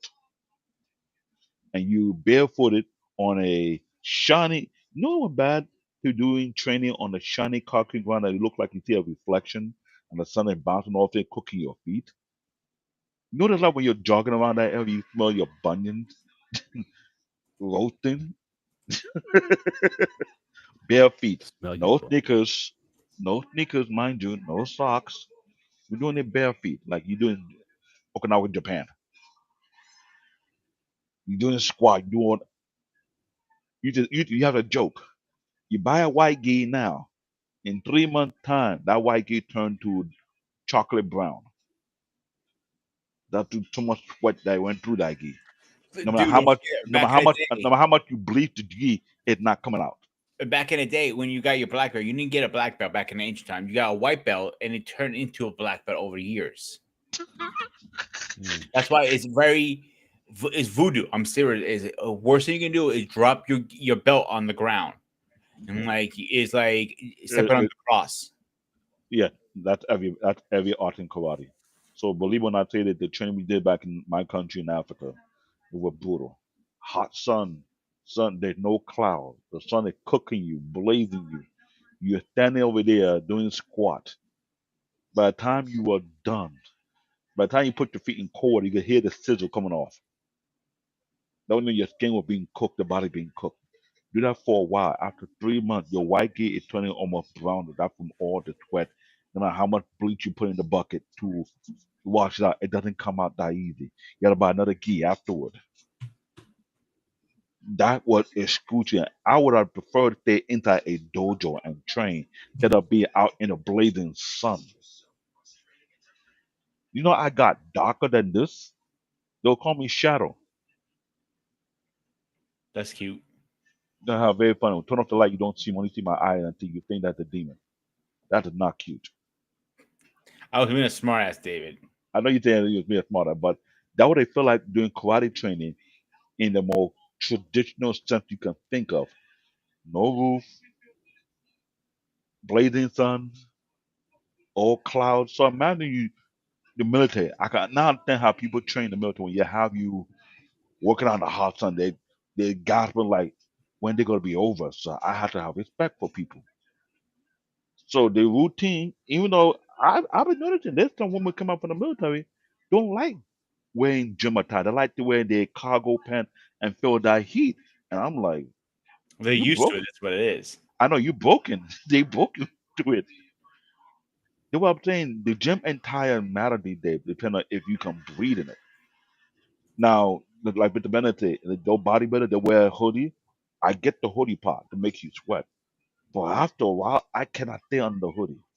But that's again, that's the torture. That's you don't want to do anything. You don't want to eat the food. You don't want to do the cardio. You don't want to wear the clothing. And I said it's suffering. Suffer, It is suffer is it is not the word for it. It feel like you're coming out of hell because you just do 2 hour workout with a hoodie on, cover yourself, and you only get like a minute break after a while. The time you took the hoodie off, you see steam coming out of your neck like that, blocking your nostril. You're like, God damn! Just because you can't drop 10 pounds of water sweat, yeah. which is brutal, very brutal. That's why I say there's a unique culture in some gyms that they made it that way, whereby it's almost it's almost competitive, where you have the men not competing with the women, but the women competing with the men. Say what you can do, we can do, and we give them that look like, no, you're not there yet. Let me ask you guys, since you guys are single or certainly in a different status, could you date a bodybuilder? Yes. I'm To be not honest, sure. yes. I'll be honest with you, I'm not sure. I mean, Let me she's serious. I mean, hardcore training, diet. You're going to deal with the mood swings. You're going to deal with Now again, if she's natural, that's one thing. I'm talking about if she's on the sauce, Mm. if I'm she's on the sorry. applesauce, Pete, you would still do it. And the real answer, I'm not sure. No offense, Paul, but what is any difference than if she's on her cycle? Hair growth, enlargement in certain places, the lower voices, the masculine It jawline. really depends what kind of bodybuilder we're talking. I was talking about a bodybuilder, like No, I said a that's not. bodybuilder. I mean, look, No, that is even that is listen. bodybuilder could First be of all division. if you talk about the naturals, that's another category. mhm, I'm saying anyone, even the bikini, IFBB bikini competitors, they're all on something. All of pretty them. much. That is very It's true. just a level of degree, how far you want to Absolutely, take I it. agree with that. How far you want to take it. So they're all on something. But again, a lot of those same signs, you got to be once you get on the test and the Diana ball and the all those agents, that cocktail that they be getting on, there Mhm. are some side effects. Now, again, some people appreciate those side effects, like the enlargement. Some people appreciate that, but others, not as much. So it's like you take the good with the bad there. But I mean, somebody who was like really into it, like that, like some of those women who we saw at the gym. Mhm. Some of those ladies were, jacked. I mean, You can straight up. I tell. mean, this You is can tell. no. So again, you could go for actually one of them. Depends on the I would. division, bro. If she's in the bikini division, I would definitely go for that one. I'm not Or gonna- bikini. So now I'm talking. So not the open bodybuilding class. Then not no, one of the not that women. like heavyweights are big bodybuilders, like they're turning into like my arms. One of my arms, two of my arms is equals one Or of her her. arms are going to definitely be bigger than yours. No question. Now, for When, Yeah. when, me, it's a question mark. Really, why I'm saying that because of my body and my size, I have been natural, and I have a concern.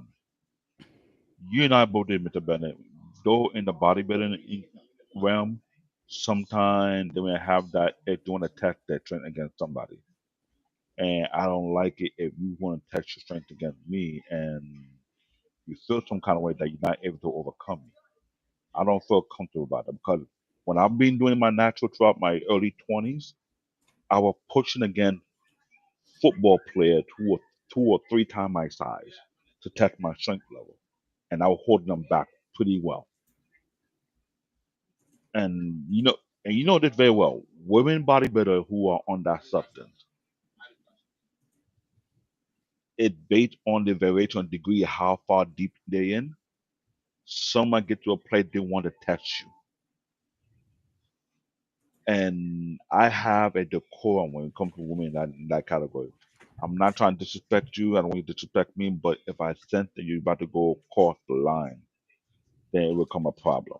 Mhm. That's just me. It's because I mean, again, if you're working out with weights, if you're doing it consistently, you're gonna grow, Yes, right? I I know. mean, I know that. that's just so the I guess the temptation is how far do you push it? Okay, it's like, yeah, I can really be good here, but especially if you're about now again, you also, I think, to be a bodybuilder, you also have to have a natural genetic disposition to put on muscle. Not everyone can take a bodybuilder. I don't care how much juice you're on. Not everybody can be a bodybuilder. So it's got to be that combination of being able to gain muscle quickly. Maybe you come from an athletic background. Maybe you were like a track sprinter or something like that. A lot of the women that had sprinters backgrounds, they were gymnasts. They were something where they had a lot of muscle, had to use a lot, and they're just used. And you see now, I mean, like look at the U.S. women's gymnasts. All Mhm. those girls are thick. I mean, they used to be like real skinny and everything. All these ladies thick as a brick right now. I mean, they look like bodybuilders now. And I don't know if they're taking anything or not, but I'm just saying, but now what if you then take that structure and then you get into training like bodybuilding and then you add the salsa on top of that? I Eh, mean, I can imagine Simone Biles on the sauce. Psh, that'd be crazy, But and you got a point because some of them are now transitioning from that into wrestling now, and you can see it clearly. yeah, yeah. I mean, you got to be on something. I mean, it's You, so I'm not saying they're not on anything. They're definitely on something in that prefer. I don't yeah, care but what sport you're in. I don't care if you're in football, basketball, soccer, rugby, whatever. You're on something at all time. Like football players, I argue this all the time. You get hit so hard on those fields. The next day you gotta go out, practice, or even sometimes you might have a game on Sunday. Even in this Monday, you might have another game because Monday night football. So and you can be not bruised up. Bullshit. You're on something, fuckers. And the thing is, me and Mr. Bennett know this very well. When you're on a sore bit on a level of degree, it changes or affects your personality to a certain degree. It does. Either you like it or you don't. You can't say that's not the case. I have been one who pride myself on being natural all the way through. If anything, I may take whey protein because at my age right now, I have to get some either muscle milk or some kind of whey protein mixture This woman was filming at the gym when someone accidentally walked into frame. because for one, after a unique workout, if I don't recover properly, I feel the backlash the next couple of days. Mhm. I tried a 100 squat workout that could be done under 20 minutes, and because of that, I had to drink muscle milk for 3 days straight just to alleviate the pain on my thighs because the amount of impact that it giving on my thigh, I can feel the muscle strain. It's like if you very keen to your body, the better know it very well. You could sense the strain in your muscle where it's affecting you, and you wonder you can stretch it out. If the stretch is not working, you figure out, okay, what I need to take to alleviate this pain. Seriously, I took a banana. That banana's not enough. So I realized either give me a muscle milk, I drank that for 3 days straight, it alleviated the pain. So I was like, okay, I want to get back to this workout. I want to enjoy the impact, but I need to make sure I have recovery food. I'm not gonna be on a sauce. I'm gonna avoid that completely. But if I had to be on some kind of whey protein, it had to fit my diet, whereby it's not getting any other extra effect that I don't need at all. Period. But I Mhm. know people who have been on the salt and it affect them dramatically over the period of time. It affects the way they think or way they behave. Mhm. You can almost tell. And Mr. Benedict jump at no different from me. So we can pick up on that. Mhm. So you can say, oh, no, that's not, no, the salt, it does Although things to you. I wouldn't want to even think about David on the in a roid rage. That See? that that'd be the end of it. That'd be the end of See? everything. We all And know how you get to bear paw as it is. You put them on the sauce. That don't put me on no sauce. say, I won't don't be make me angry. You I wouldn't won't, make I me won't be want to. bear porn no more. They call me Black Hulk. That will I change. mean, yeah, you wouldn't like me when I'm angry. That would be scary. And that was my old nickname back in my job. They call me Black Mhm. Hulk because the time I was angry, I was lifting 800-pound K full of machine because I was pissed. Mhm. I just lifted up, shifted. Everybody looked at me like, okay, don't you have a woman? I looked at them then again. You want to say something again? They're like, Mhm. oh, no, nothing. Yeah. So I know the kind of person I am. I'm not a small dude. That's why I say I cannot be a Groot. Either you call me a bear or a gorilla. Okay, Choose one. You're ugly as a Groot. There, happy. Mhm. No, it's either a bear or a gorilla. Choose one. Jesus Christ. Now that being said, I was supposed to. For some reason, I met you for the first time. I thought you would actually be bigger. I didn't know I was that much taller than you. Yeah, because I'm 6 foot, but I drop a lot of weight. I've been Yeah, trying to drop more weight. I was like, I was expecting like massive guy, big, Like, like, bear like, hug stuff. I was like, okay, like, you look kind like of BMU, you look kind of normal. You look and kind of that's the thing. BMU time makes me feel like I'm huge. I'm not that huge. nah. It wasn't. I was surprised. I was expecting like this hulking big guy, and it's like, oh man, he's gonna give me this big bear hug and stuff. But nah, I was like, okay. And that's the thing. If when I start to work out like I normally do, then my body change. Look, it's like I make fun of my body. I have what they call the Saiyan like body. If I spend too much time working out for a long period of time, it gets weird. Mhm. I hate it when I have the wings, my arms I feel like it's dangling in the air. I try to get rid of the ring. I don't like it. It makes me feel like I am a gorilla after a while. So that's what I'm saying. When I pick bear paw, I will come from reckless way. I got a big ass hand. When I work out, my hand look weird too after a while. So Yeah. that's why I've been called three different names, either a bear or gorilla because they know I'm from Africa. I got used to that. Or Black Hulk. So it's I feel like variation, I am the smallest guy on this network right now. pretty much. And I'm over 200 pounds, 250. I'm over 250 pounds. And y'all saw me. Would I look like someone be over 250 pounds when you first saw me? Be I know you were honest. big, but I didn't expect you to be, humongous either. Yeah, but I didn't look like a huge person if I No, gave my weight. no. No. And we're not too far off. I'm like 235. So I mean, and I'm 3 But you, inches taller. So but you, that's the thing. I carry the weight different. My muscle a little bit more condensed, and I read up about it, and I hate that part. People who have very condensed muscle end up being more heavier than normal people because of the type of workout I've done over the years. So I get that part. The only thing I'm concerned, I don't want to feel, I don't know. You know, how you see big bodybuilder, they don't walk normal. They walk like gorillas. To be honest, though, let's be Some of real. them do, some of them don't. Not all of them. Like, I mean, when I met Jay Cutler and Kai Green, they walk normal. The guys we met at the competition, not competition, at the gym, I'm not showing they walk normal. But a few of them, yes, they were. They have to have their arms out because they can't wipe their own ass. And that's what I'm trying to. That's what I'm saying. I can't be a Groot. Groot are mostly small people. I'm not that small. And I know when I work out, then I start to hate myself because I'm trying to find what workout fit better to my taste. Sometimes you understand how your body reacts to certain workout. Your You body also come get either. bored after the same workout after a while too. You know what I'm saying? You change it up. No, I don't get bored. It's just that I do. I target certain muscle group that I need to work on. Any us among black guys, what we target the most? Our chest, our shoulders, our arms, and our abs.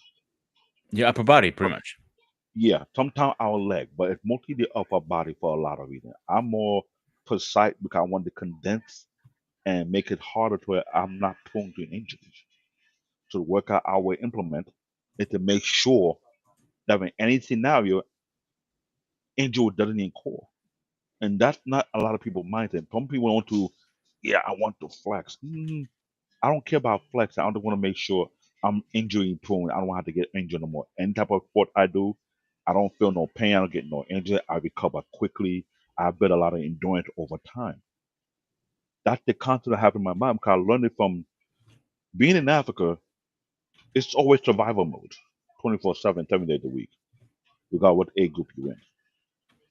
After a while, it's more so African strong mentality kicked in. That's the next level. You don't want to be weak. Mm-hmm.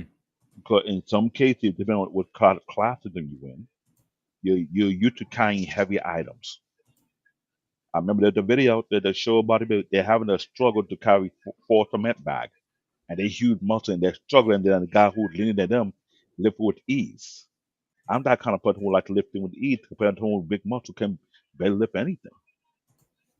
I train myself to that degree so that if I had to carry heavy equipment, it'd be easy for me. It'd be a piece of cake.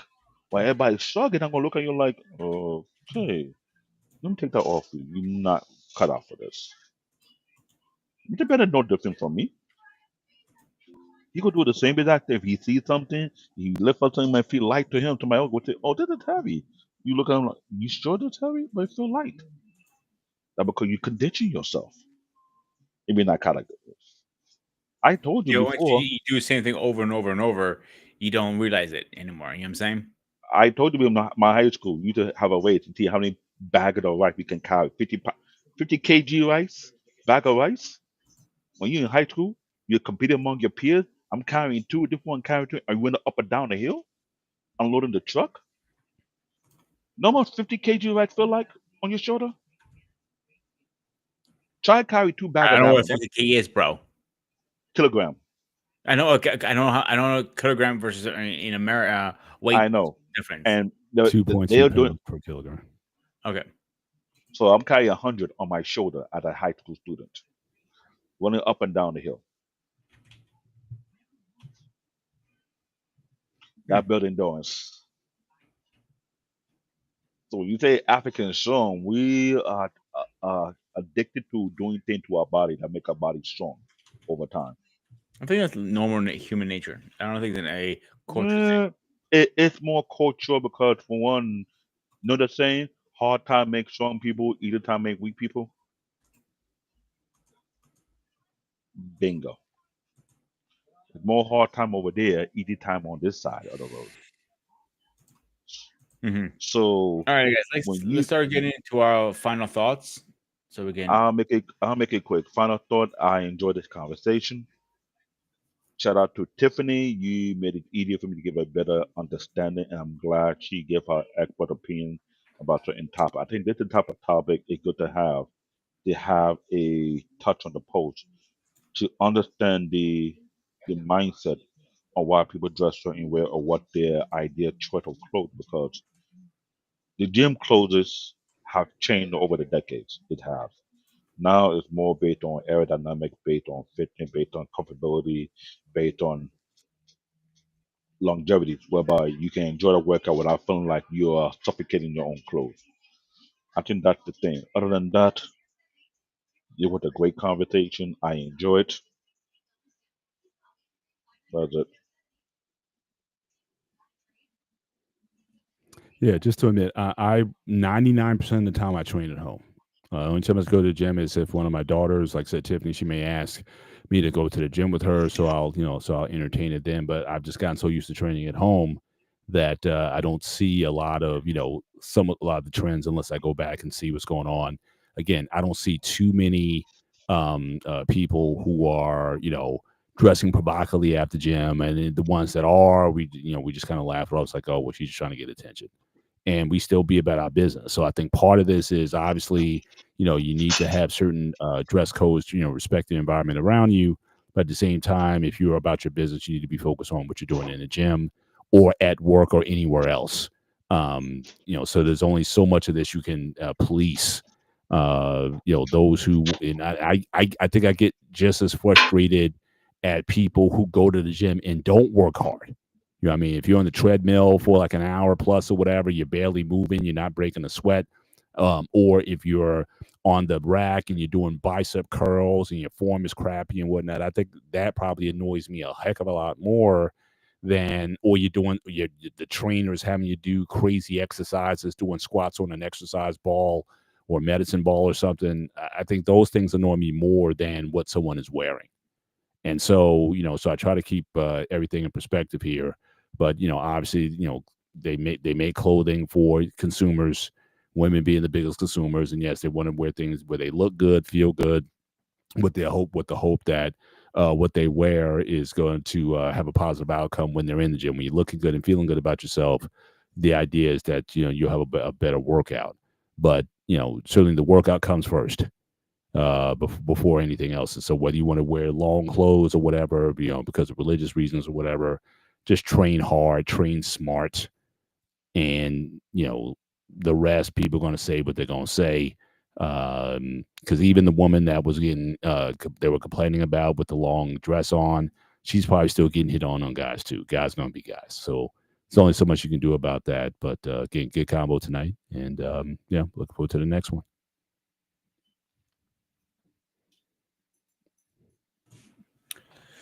But that said, I do. First of all, I want to give credit to you and Tiff for coming on. She opened a lot of people's eyes, I believe, tonight. Maybe people who will be watching on the rerun, people are watching it live, or want to do the shorts. I think it is going to be an eye awakener. Hopefully, we can get her to join us a little more often. But by that said, we need to keep our eye, open minded when we go to the gym. First of all, you're there at work. Number one, even in an office building, you're there at work.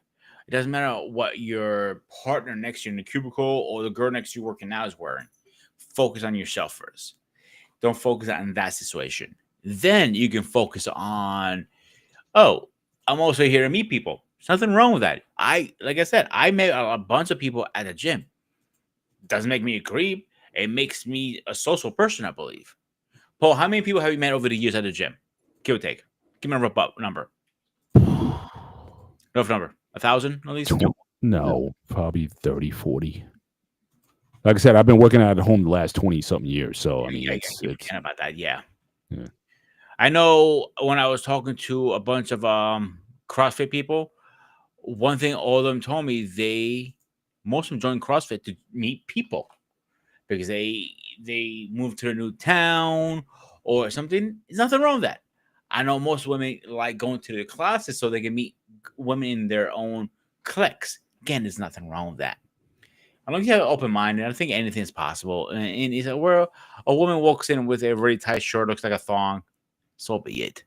That's her up to her. You know what I'm saying? But obviously, hopefully we're not going to see that in that kind of style anytime soon. But let's do a quick schedule update, guys. Tomorrow, Wally and David are talking about Zoids. I'm actually looking forward to that conversation because it's one of the old animes I actually grew up on too. And Paul, you want to talk about your show really fast? Yeah, so on Thursday night, the Gent Code is going to be the topic. So for next gen training, the new Gent Code, manners for how to be a gentleman in 2025. So we're going to be talking about some of that. I'm actually might pop my head in that one, to be honest with you. I'm curious what you guys are going to say on that because I'm very curious because I didn't think of that, to be honest with you. I always posted, I'm like, huh, they got a good one here going, these guys. And on Saturday on the Hangout, of course, there's gonna be Ghostbusters, but I am not hosting it. I'm taking the back seat for once. Angry Elf will be taking the reins on that. So join in, type in, and let's see how he does on his first odd person hangout host. Oh, no pressure at all. But if you fuck it up, I know where you live. That's all I'm gonna tell him. Oh, joking on the side. Except gray area, like always on Saturday. I'm assuming Sunday. I gotta check what we're doing on that. And next Tuesday, we're doing the purpose of life. That should be an interesting conversation, right, Paul? We'll see. And I drop little nuggets once in a while, like tonight. So accept that, guys. Any last words, Paul? No, all good here. Good show. Any last words, David? We good. We're good. All right, guys. As always, yeah, I'm get right. As always, this was Sports Institute Network. I am Ghost of Sparta. He is Black David. He is Paul. Stay fresh, stay safe, and I'll see you guys on the next one.